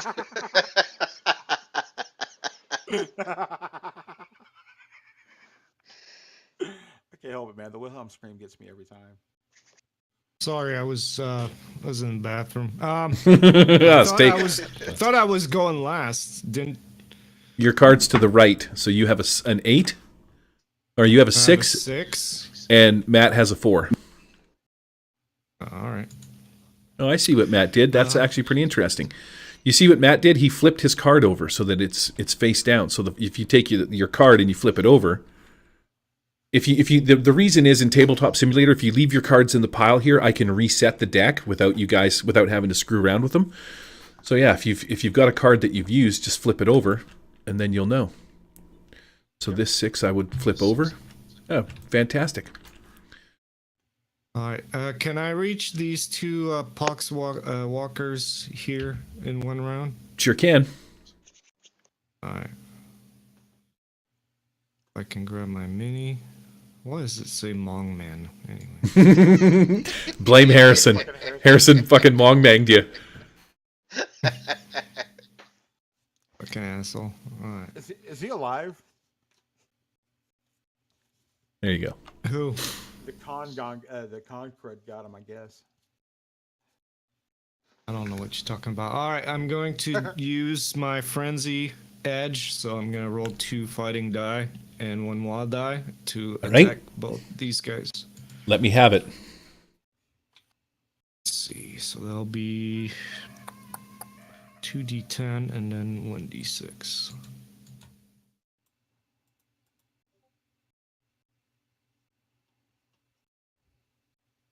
Two, 4, 7. All right. 4 probably doesn't hit, but the 7 I would imagine does. Okay, so yes, the 7 will hit. They have a parry of 6. And now damage will be just d4, d6.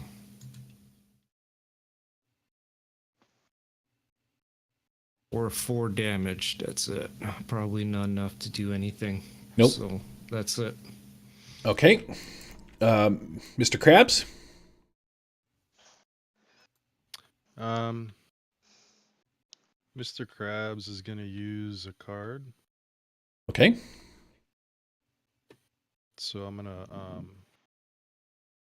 double move, basically. So I rolled a 3 for the running dice. That gets me up to the first step. And these cards are getting in the way. Right there. What the heck? Alright, and then 6. 1, 2, 3, 4, 6. And then his second movement gets him there, and then I'll use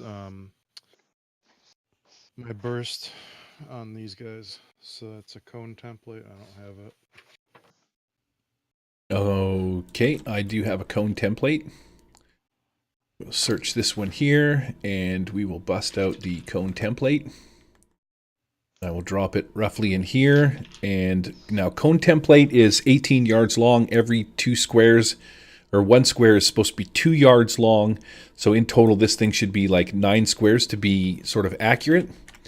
If I set it Yeah, up it here. doesn't matter. I failed my roll. Okay. 1, 2, 3, 4, 5, 6, 7, 8. So it's pretty close to where it is. I'll set this cone template up actually over here, Matt, and then if you need it, you can grab it again. I'll just leave it there for you.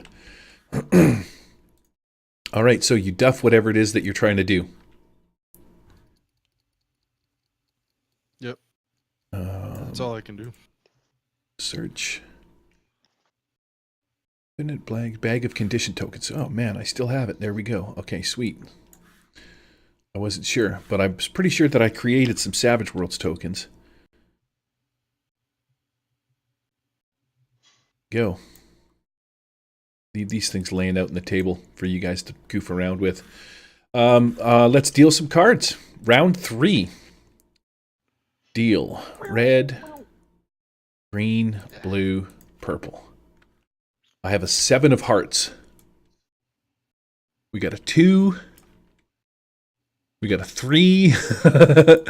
We got a king, and Daryl has an 8. So we're going to start with Mr. Krabs this round. Okay, I'm gonna use my burst again. Hopefully it works this time. Let's see, 8 minus 3 is 5, so that goes off. And I'm assuming I get the barrels in there too, so... Where'd you put that template? It's right off to the left here. So you're gonna sort of do from Mr. Krabs right across these guys is essentially what you're shooting at, right? Yeah. Let's lock this in place and look down over the top. For sure, you're gonna hit those barrels. So that is 2d6.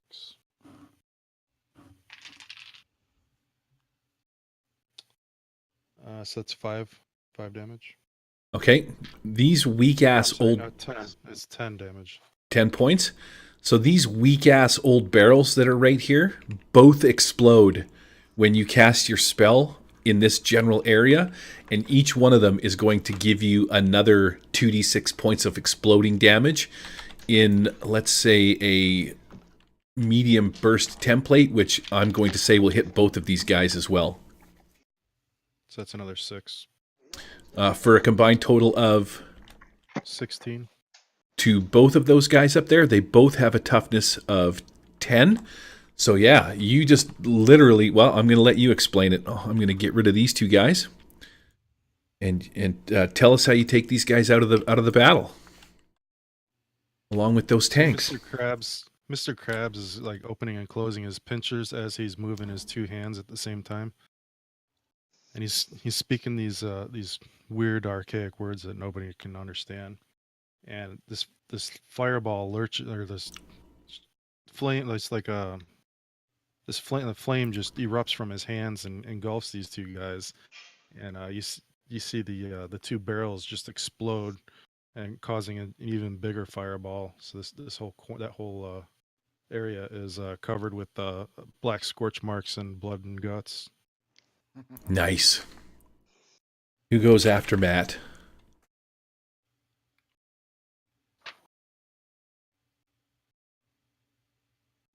Anybody? Bueller? Message. Oh, that was my shader went off for my wall of fire, but the wall of fire is a bit tweaked, so let's delete that stupid thing. Who's up next? It ain't me. I got it too, so it's all you. I got an whoever. 8, but I don't know if they go before us or after us or what's going on. I got a 7, so 8 would be next then. Okay. I purposely. Oh.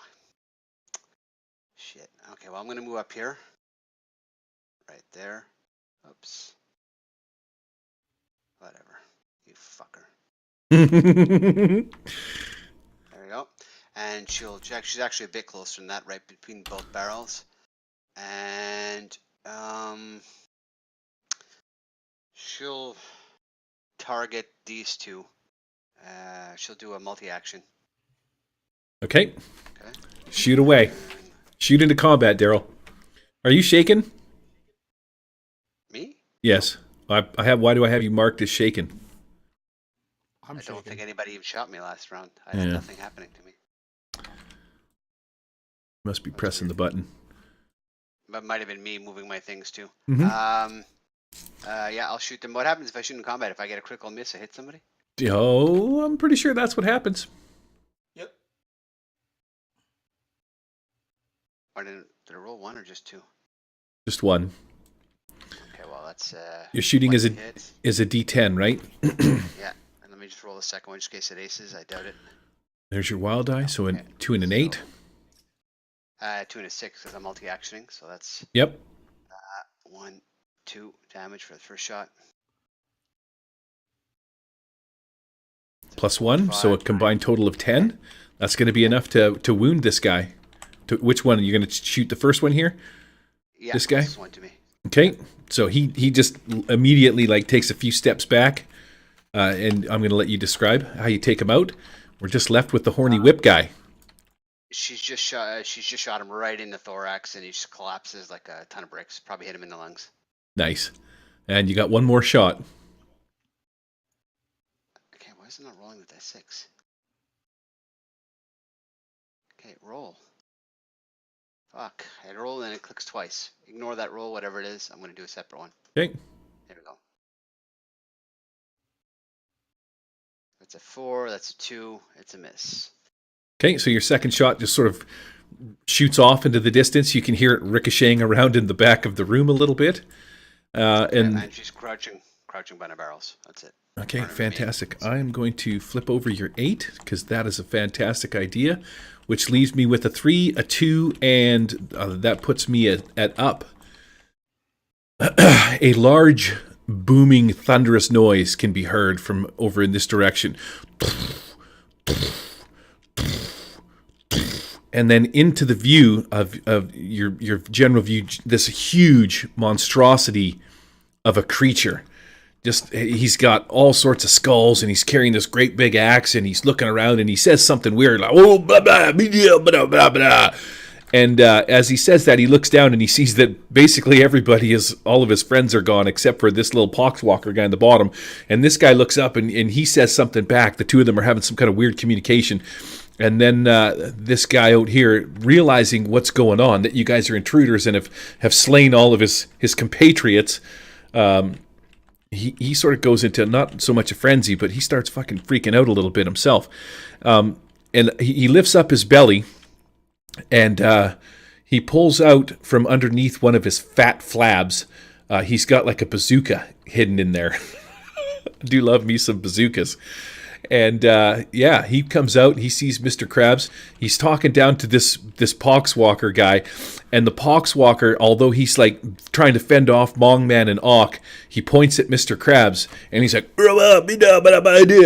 and this gigantic friggin' dude points at him as he pulls his bazooka out, and he aims it in Mr. Krabs' general direction. He's kind of pissed off because you've killed his first and second in command. So I'm going to land base you with a little bit of sweet friggin' boss man love. Also, I would like you to roll me a notice. Mr. Krabs or everyone? Mr. Krabs. He's got a shooting of D12. Oh, I made this guy fucking badass. I rolled a 5. Oh. Okay.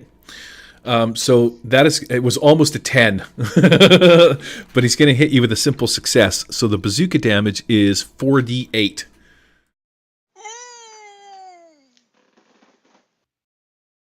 Four ones, please. Oh, 2 8s. So we're at a total of 27. Oh boy.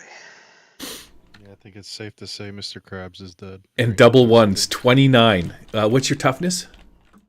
8.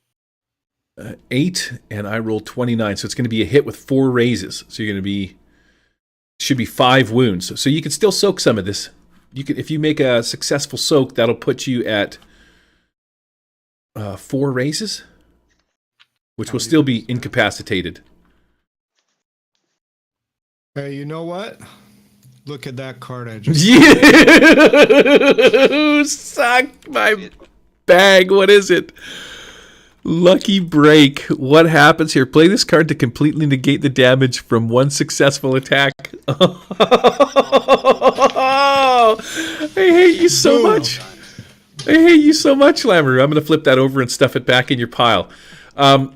He squeezes the trigger. As soon as he points this thing at you and he fires this missile, it blows up against the wall. You just, like, instantly leap off the wall, do a bunch of somersaults, and then land down on the ground by this other Poxwalker as this explosion goes off. I hate you guys so much. What was the notice roll for? When you land on the ground, as you're sort of somersaulting and falling through the air, you realize that you're sort of weirdly, like, spherically sort of turning towards this guy. Like, you get the same feeling that you had from this guy that you got from the giant mech that was in the other room. Like, you could feel like your backpack is, like, pointing towards this guy. And as you jump off, that's the first time you notice it, when this guy comes into view and he pulls his grenade out. All of a sudden you feel like you're sort of getting pulled towards him a little bit. There's a slight tug, and it's most noticeable as you leap off and you sort of, you have a tendency to, your back, you land with your back facing him because this pull has spun you around. Boy, that there'll be a sea hag. Who's up next? Damn. Oh, wait a second. My bad. Poxboy. Poxboy is going to take a shot at Arnaud. What does Poxboy get? Poxboy's got a bite and a claw. So he is going to... he hasn't been shaken, so I can't do that. I can't do that. All right, so he's going to try and claw you. Let's see. He's going to try and make a vicious rake on Arnaud. And he just, like, a swing and a wild miss. And then that's going to be it for these guys. I've got a counterattack, so I attack him back. Oh, suck it, my man. Suck it.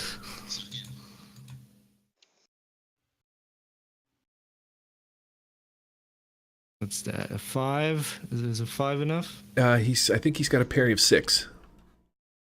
Not enough. All right, well, in that case, that's a miss, yeah. I should have bitch slapped you with my tentacle arm that looks like a giant tentacly worm appendage. Last but not least, we got Auk. What are you doing? First of all, Ak is going to play this card on Big Dude right here. I'm the last, though. I got sorry. 3. Yep. Oh, okay, you go ahead. Yeah, Lamoureux is up then. Flip your card over, dude. Cool. All right, I will... So there's still that guy in front of me. And then that big giant thing. All right, I'll just take care of the Poxwalker here with Frenzy. So two fighting and 1 wild die. Parry of 6. Ooh. So I got 6 and 10. So 1 hit and 1 hit with a raise. So I'll start Nice. with my hit with a raise.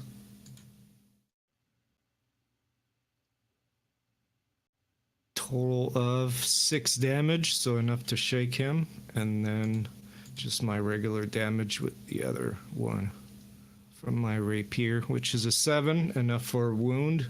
So I will Arnaud just finished, like, doing that counterattack from that guy, so he happened to sort of end up behind him from that missed hit of him and mine, and then I start by slashing his tendons in the back, which sort of drops him to the ground, and then I go with an overhead lunge with my rapier that goes, like, straight down his spine and comes out of his asshole, and then I pull it out. Oh, man, you said asshole. Have a Benny. I'm going to give everybody here a Benny, because I like to. Oh, well. It seems like a good time for a Benny. You might need it for the boss man when he F's your sizzle up. Okay, so you've successfully dispatched the last of this guy's minions, and I find myself in the same predicament as last week. I should have brought my boss man in sooner, but now it's 4 on the boss man. Auk, what are you doing? I'll flip your card over for you.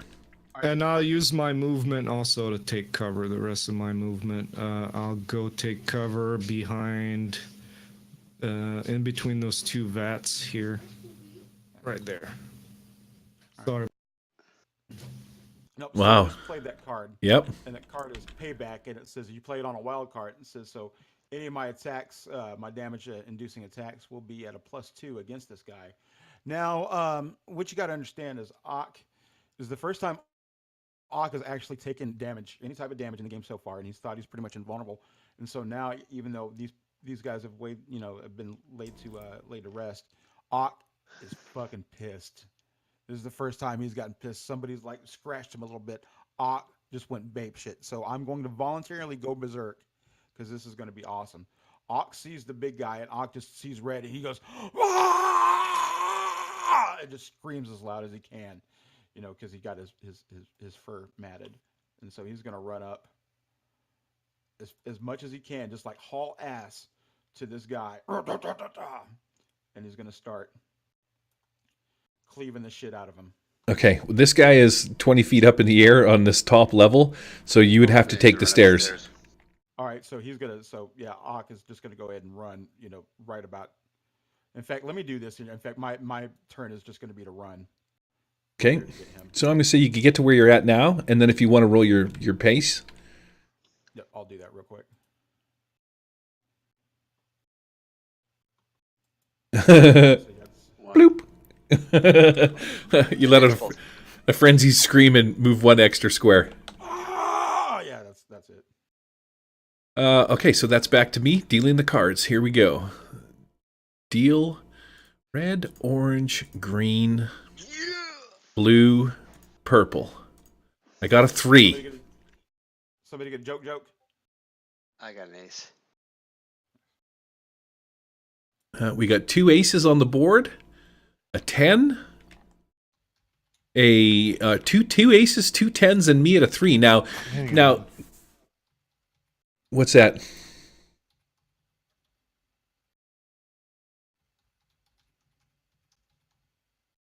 Matt, you there? You're muted. Somebody said hang on. Oh, maybe Matt had to go. But that's okay, because we have 2 aces up. Now, can the GM spend a Benny and get a new card? Yeah, why not? Yeah. All right, that's what he's going to do.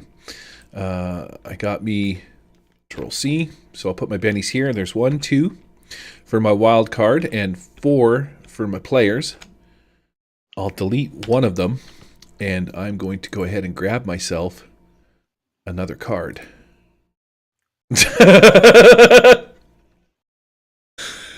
I went from a 3 to a 3.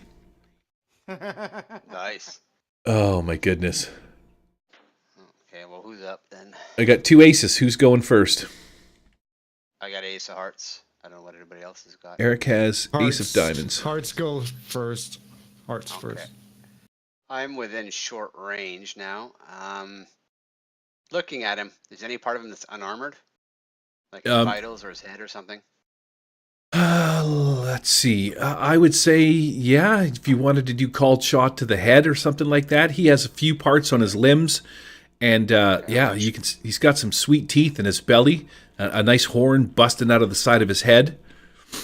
Okay, I'll shoot his head. I'll do a called shot, multi-action, headshot. So it's like, I think, -2 for 2 actions and -4 for the headshot. So it's a -6, correct? A called shot is to the head, I believe, is -2. It gets -4. Called shot. It's -4 to the head. Oh, So okay. -6.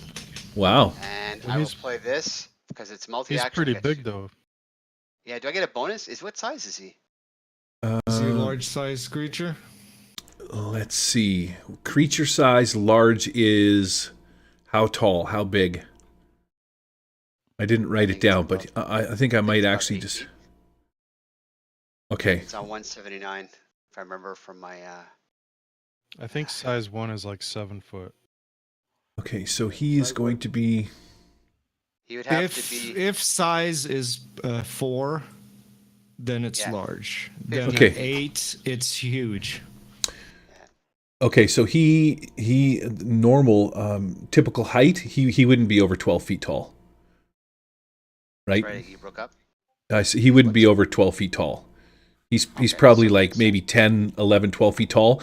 Large plus 1 starts at 15 feet. Okay, so I have a -6 to hit him twice for called shots to the head. Multi-action. I play that card for the first attack. Playing your I succeed. card, which was which one? Oh, I see it here. Yeah, I succeed with a raise for trait roll. Oh, you suck. So You, that's gonna be you 3 suck. dice 6. 3 dice 6 plus 5. Yeah, 3. Come on, big numbers, big numbers, big numbers. Oop, there's a 6. Oh, there's a 6. Oh, I didn't roll it. Hold on.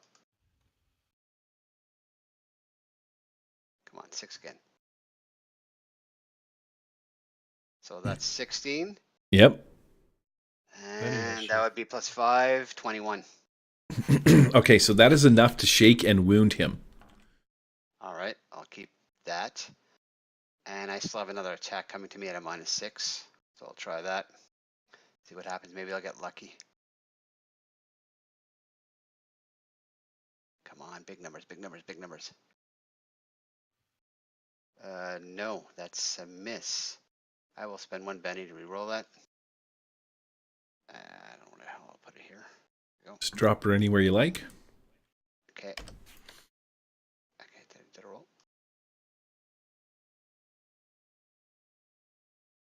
Fuck.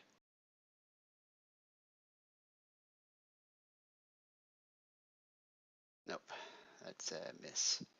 Okay, I'm done.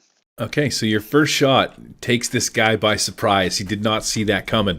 You can tell, like when you hit him, he stumbles back a little bit. He sort of looks down at his wound, like he hasn't seen himself wounded in so many years that he doesn't know what to make of it.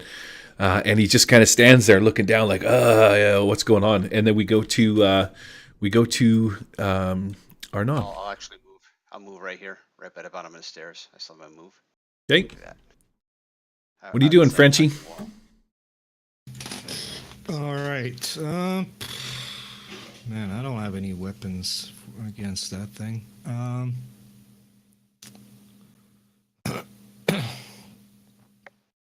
I will.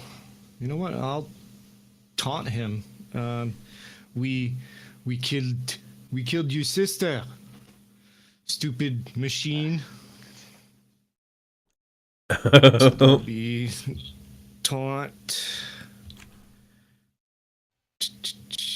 Yeah, D6 only.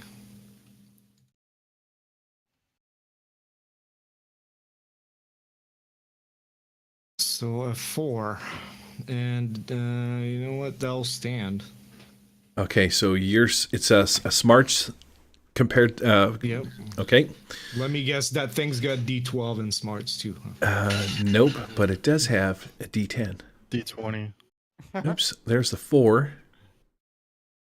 Ooh. And oh yeah, sugar butt. Not that I need to roll it again, but a combined total of 19. From its mouth, it whispers the words "Mara" as it realizes what you've done, and he points down at you, and you can just barely make out the words "You first." That's right. Mara's our bitch. Who's next? We got 2 10s. We got Matt and we got Auk. Auk has hearts. I go first. All right. Lay it on me, Matt. Mr. Krabs. Yeah, Mr. Krabs is gonna grab some cover behind this vat over here, Cool. knowing that those red things are flammable. Why can't it get over there? The fuck is up with your damn shit?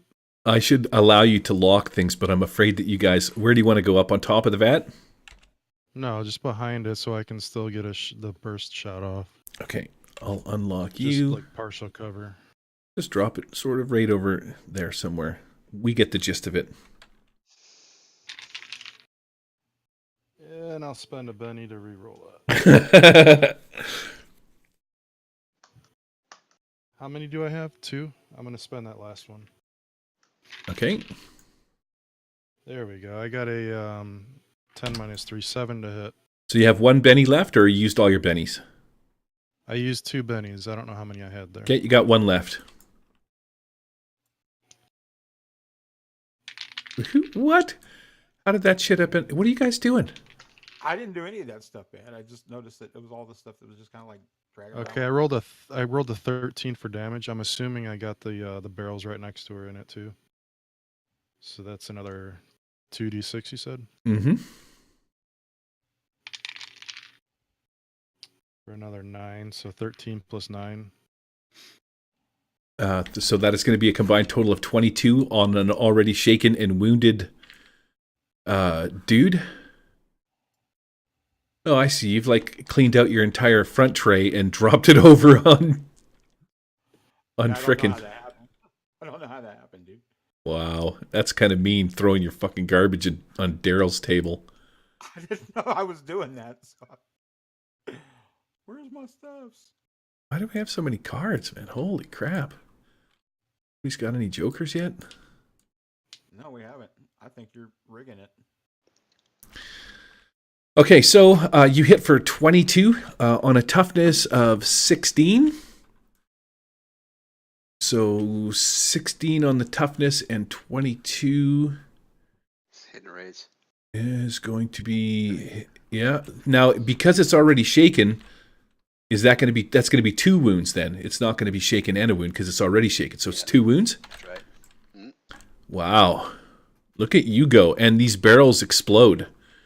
Fantastic. Control C. No. We've been through this before, Okay. Gary. Lay it on me, buddy. One wound per raise, regardless of what's going on. Okay. If you look at your just screen there, it explains it. If you're already shaken and you get shaken in 1 wound, it's still just 1 wound. Sorry, Matt. You can suck it, buddy. 2 wounds. There you go.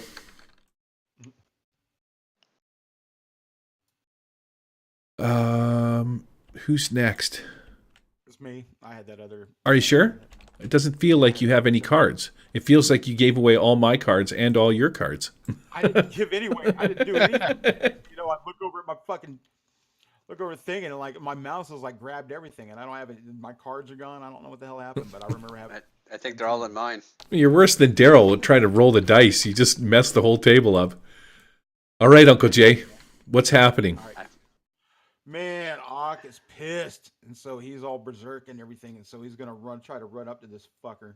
But actually, that's all fire right over there, isn't it? Mm-hmm. Yeah, I think now I actually think there's 2 fires going on.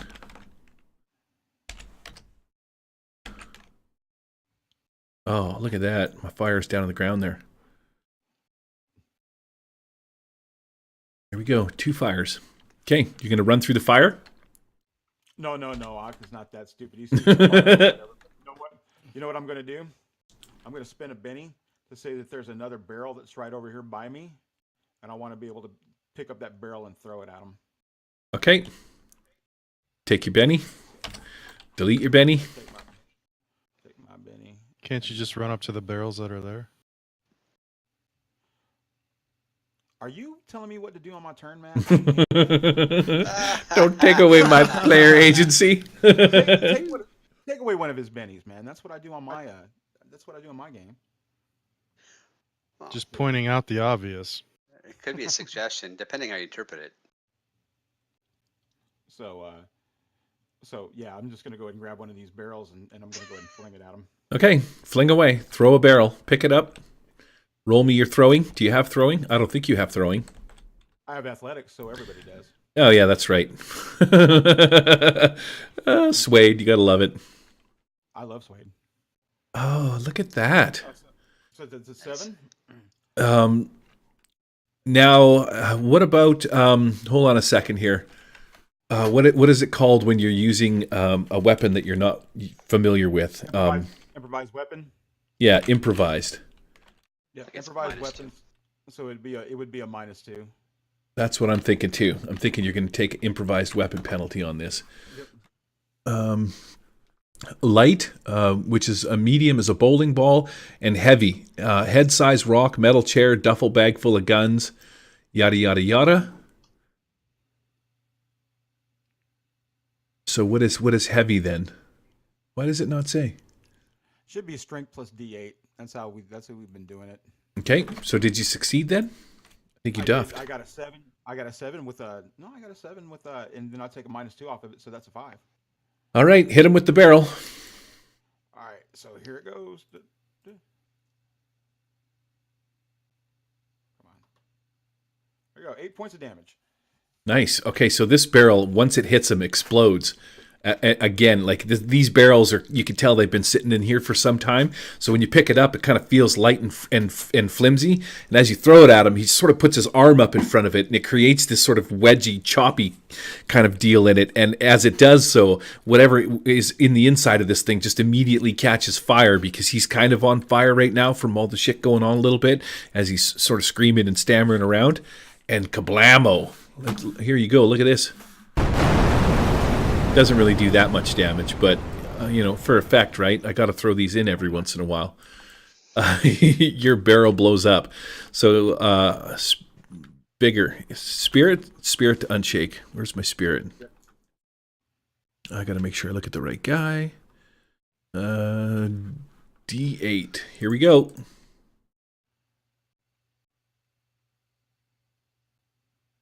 And 2 wounds. So that's going to be a duff. I'm going to spend one of his bennies to unshake his ass. He looks down at the Frenchman, and he puts 1 foot on this back wall to sort of push himself forward, and he leaps off of the top of this deal. He comes flying down and lands on the ground with this gigantic thud. The entire place makes this huge sort of, like, you could feel the weight of this creature coming towards you. And as he lands on the ground, it's like the entire steel cage sort of falls down a little bit. Where's my? I don't see my favorite Frenchman. Where'd you go to? He's on top. I'm in between the two. Oh, did you climb up there? Right next to. No, I just put my mini there. Oh. It landed there because your map is cluttered with shit. How? That's it, mister. All right, he's going to make a running charge with his horn because he's pissed off at you for making fun of him and killing his sister. It's going to be D12. 6 and a 12. Some of these are Big bucks, no whammies. -2. I'm going to spend another Benny, and I'm going to re-roll that because fuck Eric. Oh, that was almost on a 12. I'm going to spend another Benny because I really want to run Eric through. So much hate. Oh, there it is. 11 -2 is an 8 versus your parry. That's enough for a hit. That's right, it is.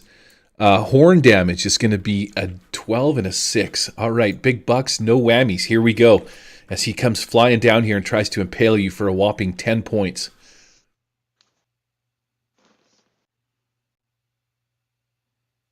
Where's your character sheet, Lameroo? Lamer. You going to soak that? Damn straight you are. Give me those bennies.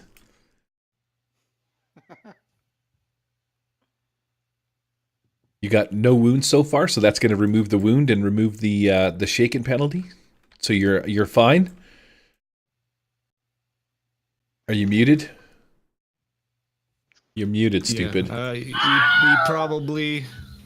probably got his horn stuck in one of the vats there trying to hit me. Mm-hmm. Fucker. Wow. Lame. I should have multi-attacked you. God damn it. What time is it? 9:40? You're lucky I didn't.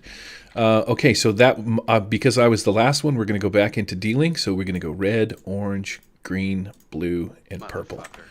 Joker? Anybody get a joker? Yeah, I don't think so. No jokers this round. Okay, I got a queen. Anybody beat a queen? Nope. Anybody want to spend a penny for another card? Fuck that shit. Nope. Ah, you puffsters. Giant ass Bring it. puffsters. Okay, so this guy, he takes one. He's standing right in front of you. His horned attack, an utter failure. He reaches down. I'm going to multi-attack you because I believe he gets multi-attacks anyway, but I don't think I wrote it down on my card here. I didn't write it down. Damn it. What happened to your advice on the wild dice saying you don't need to write down the stats for monsters? You just make Here's it up. well, I do. Burn. Cock slap. He pulls out his flamethrower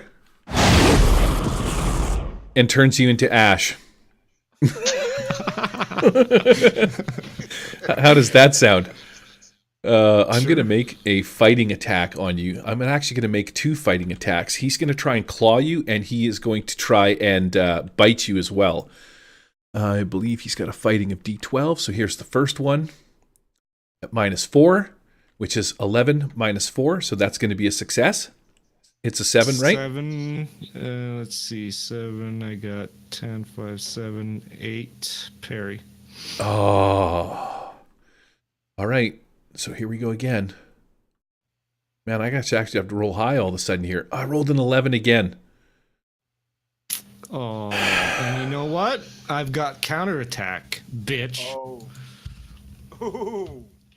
Snap. So let's roll that.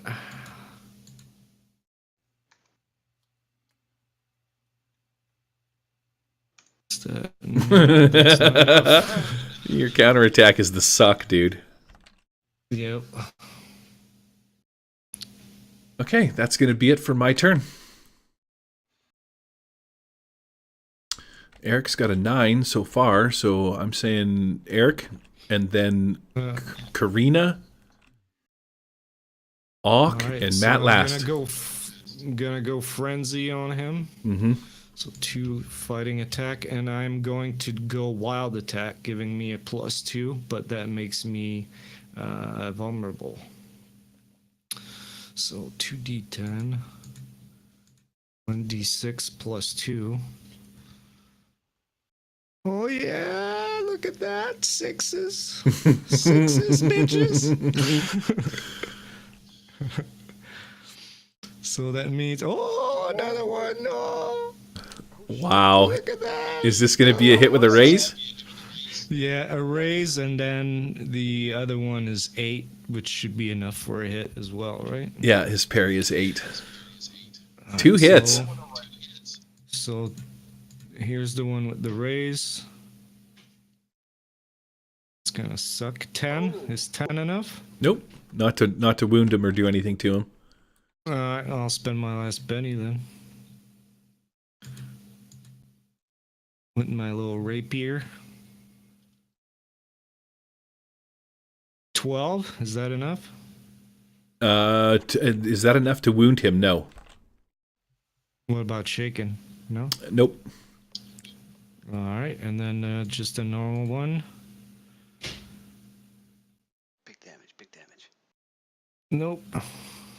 That's it. And yeah, I'll stay. You know what? No, I'll stay there. Okay. Takes care of the Lamaroo. Who's up next? I think it's Karina? Karina. She'll just aim at his head again. It worked once. Single shot to the head and -4. So let's see here.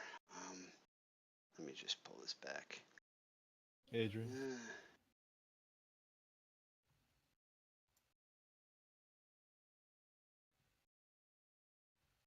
6 was which dice? That was the Green. the D10, right? That's Yep. green. That's That's the- for shooting. So that's your D10. So that's the miss because it's at -4. I will spend a Benny then to try and redo this. All right. And 1, 2. I didn't roll it. Fuck.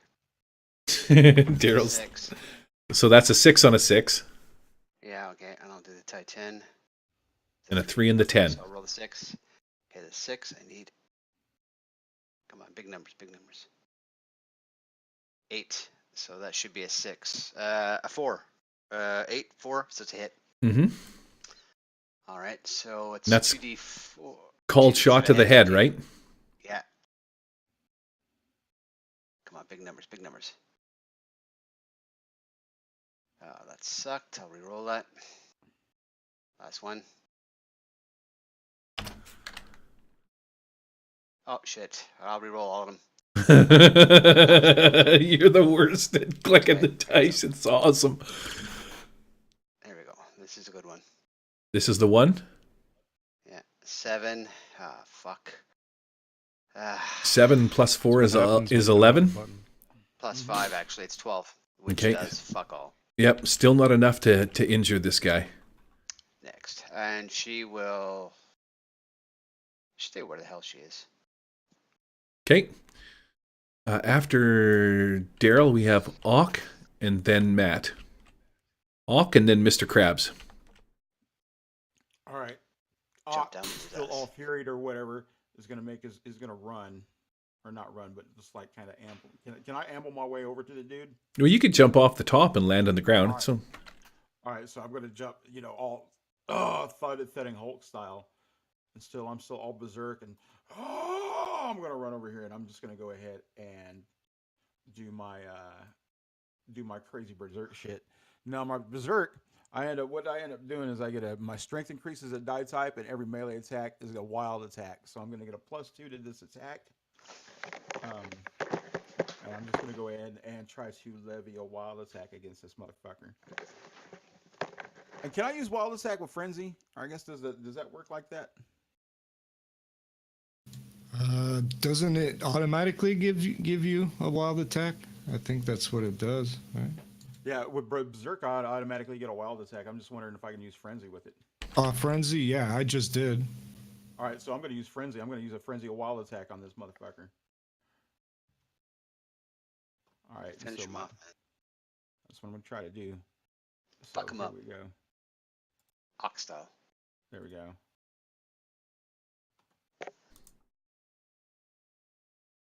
There we go. Okay, 9 hits. One of those attacks is going to hit his parry. Actually, you know what? These are all +2, so that's a 7. That's a 7 and 11. The 7 Okay, hits parry? got a parry of 8. Okay, so the 11 does hit. So I'm gonna take that one. And oh man, my strength increases to a D12 because I'm furied. You better hope for some good numbers, my man.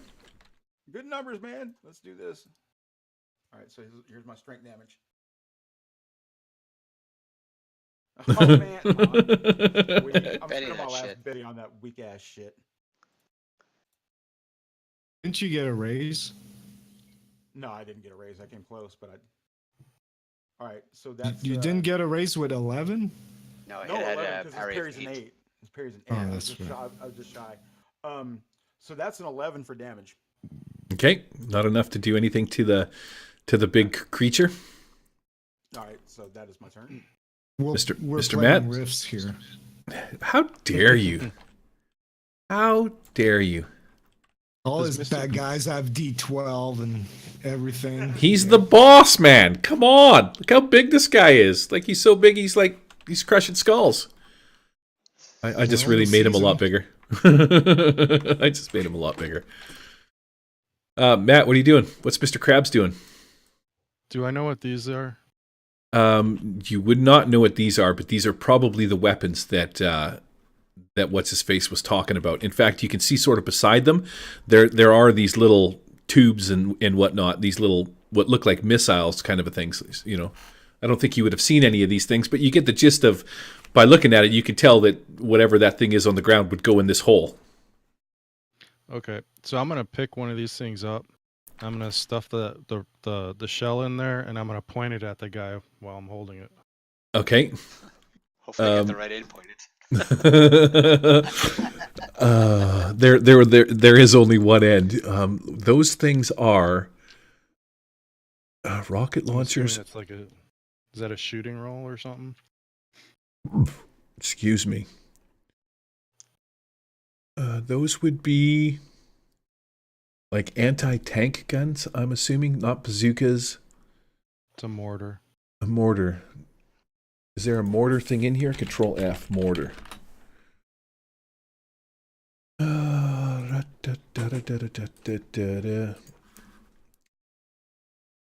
You could probably use the same as an RPG.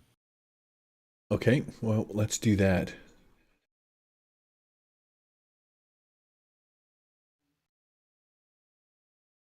Snapfire. All right, so we're going to say 48 for these things. All right, is it it's shooting? Yeah. Yeah, Snapfire is what, -2? Snapfire. A grenade launcher mounted on the bottom of an assault rifle. Oop. Snapfire. Snapfire is a...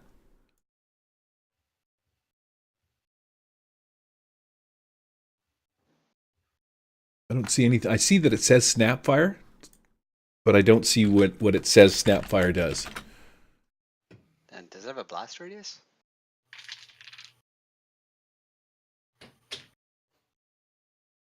Here we go. Snapfire. Certain weapons, such as heavy sniper rifles, are very inaccurate if fired from the hip rather than using sight scopes, blah, blah, blah, blah, blah. If a character moves in the round he uses a Snapfire weapon, suffers -2 to the shooting penalty. Bada bang. -2 it is. Okay, well, I failed in shooting it. All right. So let's just say that this thing goes off with this massive percussive explosion. It blows up these canisters that are in the corner of this building over here. Uh-oh. I heard that. And we'll get rid of these, and I'm going to create another fire in the corner. I'm assuming it sent me flying back over this way, too. So we'll put some fire over in the corner. Bada bing, bada boom. And this bit of the building has now sort of completely been exposed. You can see sand sort of running in, covering over these stairs and whatnot as this rocket launcher goes off, and it sort of shoots into this corner and blows up a huge chunk of this wall and part of this little ledge rafter area. The leader guy looks over at you like, oh, holy crap, did not see that coming. Is that it for turns? Back to dealing? Yep, first. Fuck, Is everybody gone? Here we go. Red, orange, green, blue, Oh, what the hell? I got purple. an action card. Oh, Yeah, you're doing the wrong cards. I got the wrong. I got a folklore card. All right, so Dumbass. just suck it, asshole. I'm a Green, dumbass. blue, purple. I got an Joker, ace. bitches. Oh, Give Oh, me no, that I got a Benny. jack. I got a jack. okay. Control V. There's some bennies. Benny. Thank you Benny. for getting that Joker, Eric. What are you gonna do, Lameru? You son of a gun. Alright, I'm gonna go again. Frenzy, wild attack, and called shot to the head, so no penalties to hit. And that guy's got 35 parry or something like that, so we'll see. 8.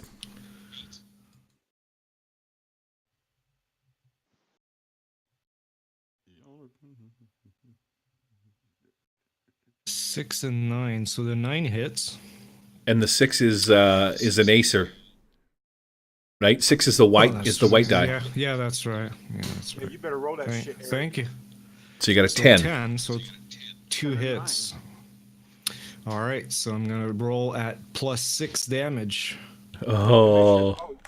Sweet, Oh, man. did you take? Oh, you make sure you get your pluses for your tag bonuses too.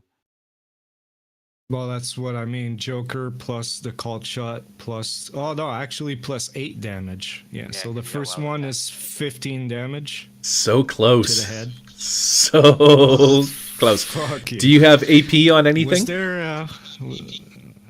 No, there's no AP. It's a rapier. So. Okay. All right, the other one. You know what? I'll spend the Benny I just got from Joker, and I'll roll again. Although I think the 4 aced, but no. Yes, the 4 in your Nothing. previous roll would have is blue, right? So that would have aced. Yeah. Let's see. So it'd be 9 plus 8. Is 17. Yeah, 17. Yeah. Is that enough for shaking at least? That's enough for a shaken, yes, sir. All right, we got a shaking. Woo! With a rapier. got some of his circuits in there. Fuck you. Wow. Stiff, dude. Aces? Daryl's got a jack. I believe I got an ace.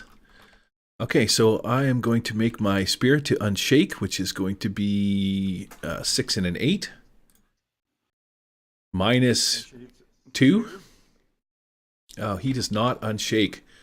I'll spend a Benny to unshake, at which point I am going to look over to Mr. Krabs because Mr. Krabs is kind of the scariest thing in here now with his weapon that he's got, and this guy just as he lumbers towards you, swatting off the Mong Man's rapier attacks. He's going to come in. Actually, I think. Let me check one thing out. I want to see if I can charge you, which is I think what he's going to do. Did I say it was 5 feet on a charge? At the end of a fighting action, which it moves at least 5 inches, 10 yards. So, he's got to move.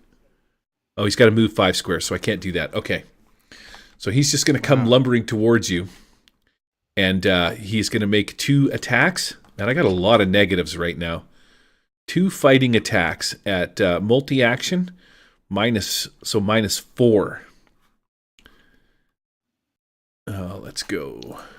He's moving down towards Mr. Krabs. Yep. Yep. 1 on the bite, 1 on the claw. Oh! No! Crit failure. Oh, where's Mr. Krabs at? Mr. Krabs is He's way over down here. there. Yeah. you have Yeah, to I'm move assuming quite the a bit. recoil from that sent me flying. Okay. Oh, all right. So you're way down. You're way down there. He could have done his charge thing.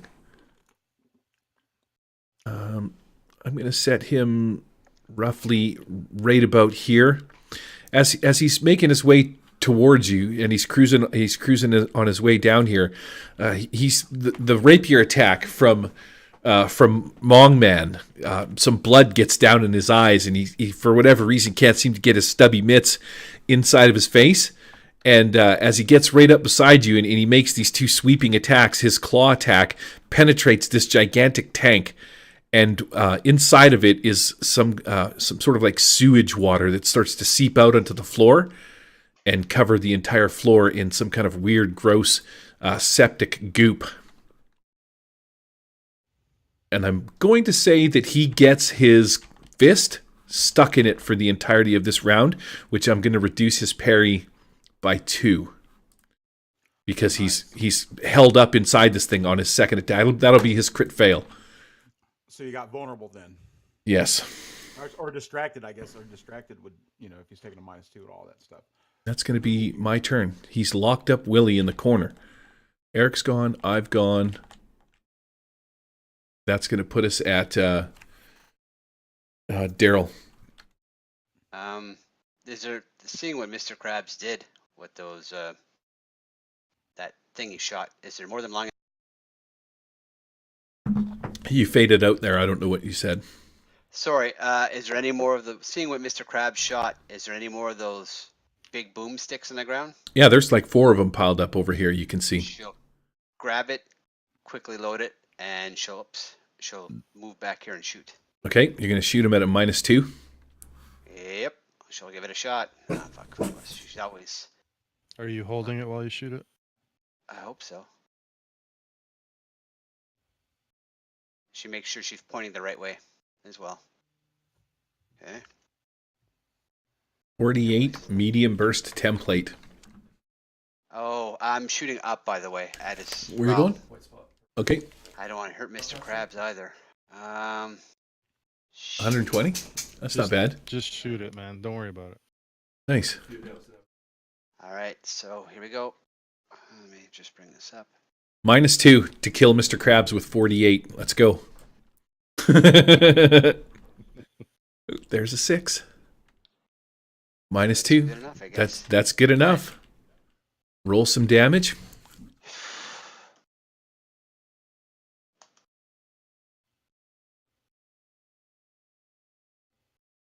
16 points of damage.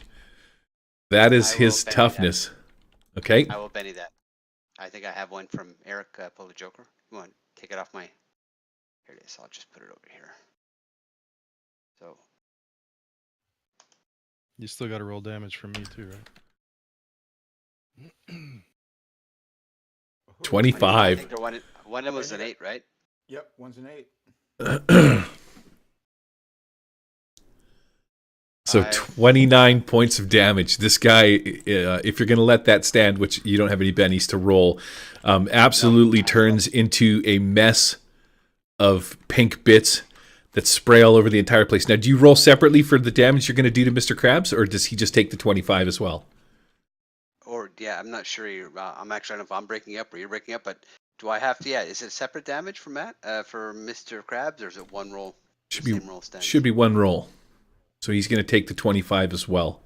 No, I'm it's not- always I'm not sure separate. how that Damage is always separate. Okay, separate it is. Man, Okay.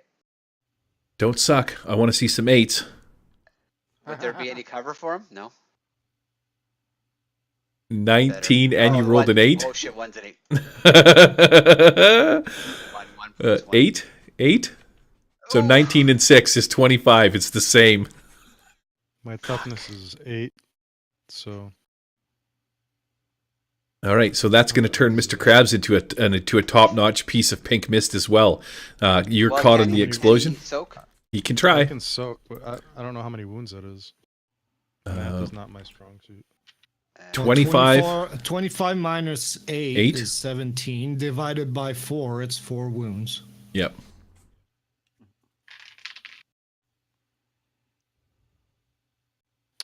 Okay, so if you roll a critical failure on a soak, can I still spend another Benny to re-roll or no? Nope. No. You ate those wounds, my man. You ate them. Okay, so I'm that's going to make... incapacitated. Yeah, that's going to put you at obviously at -3 and incapacitated. So you're going to need to make an immediate vigor check. Fortunately, you have 2 wounds. Or sorry, 2 bennies. I got. So Right. you Well, need to... I just spent one of those bennies to soak, so I only have one. Okay. I don't know which side of the table I wrote the... Have anything over here? All right, so I rolled a 5, but I have what, 4 wounds and a level of fatigue. So that's- Three wounds and fatigue, so 4 in total. So I rolled a 1 essentially. I thought it didn't count towards that. Oh no, that's healing. doesn't. Injury. That's not a crit failure. That's a failure. So he would be bleeding out. Okay. Oh, So I'm he's- gonna get you Yeah. next He, round. he needs a raise to stop bleeding. I'm gonna be there next round anyways. If we don't get back to him, I think it's within what, 1 minute or something, he dies. Okay. I'll be So there. we're going to Gotta wrap roll this on a up critical injury. because it is 10 o'clock. So he rolls on which chart? The I've got- incapacitation table or whatever it's called. Is that after a minute or right away? Yeah, all of this is happening right now. He gets turned into pink mist. The injury table is off to the left here. 2d6. There's no injury table unless you use the gritty damage rule. That's something funky that Mr. Uncle Jay uses. Now he already rolled on his incapacitation table. Every turn he needs to roll again for bleeding out, or someone comes to his aid to That's heal me, him and yeah. stabilize him. Okay. That's exactly what I'm gonna do. Okay, so that's going to I'm gonna run happen. over. That's going to happen in this round. Or next round, I think, because I reacted, right? I shot. So next round I'll run up to him. Okay, well we're out of combat now, so you guys can go over and roll your healing rolls to see if you can help him out. Double ones, Matt. I got a 5 plus 2, that's a 7. That's a success. And his wounds no longer count against him. Nope. Correct.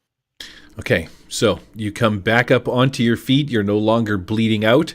You're covered in the ichor of not only this like sewagey kind of septic tank, but you're also covered in the blood and guts of the giant creature that was just completely and utterly destroyed. As you come to, after you get healed up, you can feel the artifact pulling you in a general direction, and underneath this tank is the remains of the heart that was inside of this gigantic monster.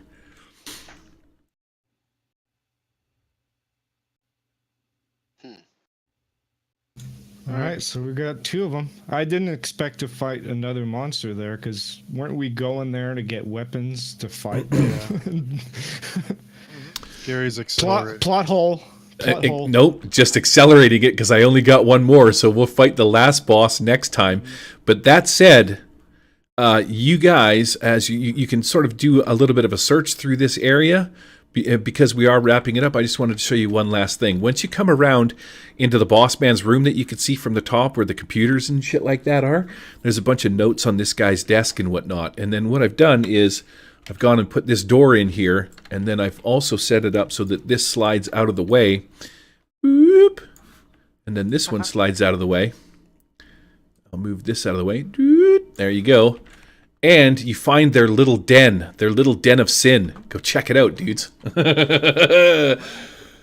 How awesome is that? There's a giant chicken down here. They got some feed and stuff like that. They got some sweet vixens that they've got caged up in their little sex den. These women are all begging for their freedom and whatnot. But yeah, this is their little den of sin down here where they've been trying to procreate their radioactive mutant bodies. There's a few notes written on the table about how these guys were some kind of military group that had come in here looking for some kind of shelter, not really realizing that there's that the radioactive waste had gotten out of control. They thought they were safe, and after a number of years, they mutated into this group, and they've been sort of grabbing women and stuff like that, and food and whatnot from outside. So they're the reason that the door was locked. And that was the gist of my map, man. Did you make it or you stole it? I made it, all of it. Nice. Nice job. I half made it, half stole it. There is another map that is similar, but this is I'm going to say 75% custom content. How much time did you spend on that last part that we didn't even get to? On my sex do? room? Oh man, not enough apparently. Look at that. There's some Gary? sweet ladies in here. Gary, Yes. Karina will cool, free the Gary. women. No, good job, man. This map's Yeah, Karina will free the women. Okay. Fantastic. You're going to let them go. They get dressed immediately. Thank you for your service. And we're going to fucking fade to black on this one right now. You guys successfully did this. So you can take a raise for your next deal. And we're going to call this adventure here with the success of taking out the second sea hag. One more to go. Cover any wounds from the healing? Good stuff. I healed 1 wound with just a non-raise. Unless No, that was for 2. stabilize. You need to make another one to hold actually on. heal him. So I'm Is it still at down? 3. Okay. hold on. No, I have to make a healing roll now. You said right? Yeah, it takes 10 minutes. Okay. All right. Do that. Well, we get outside and I'll do it. Do you mind if I do it now, Gary? Have at her. I'm going to smash the stop streaming.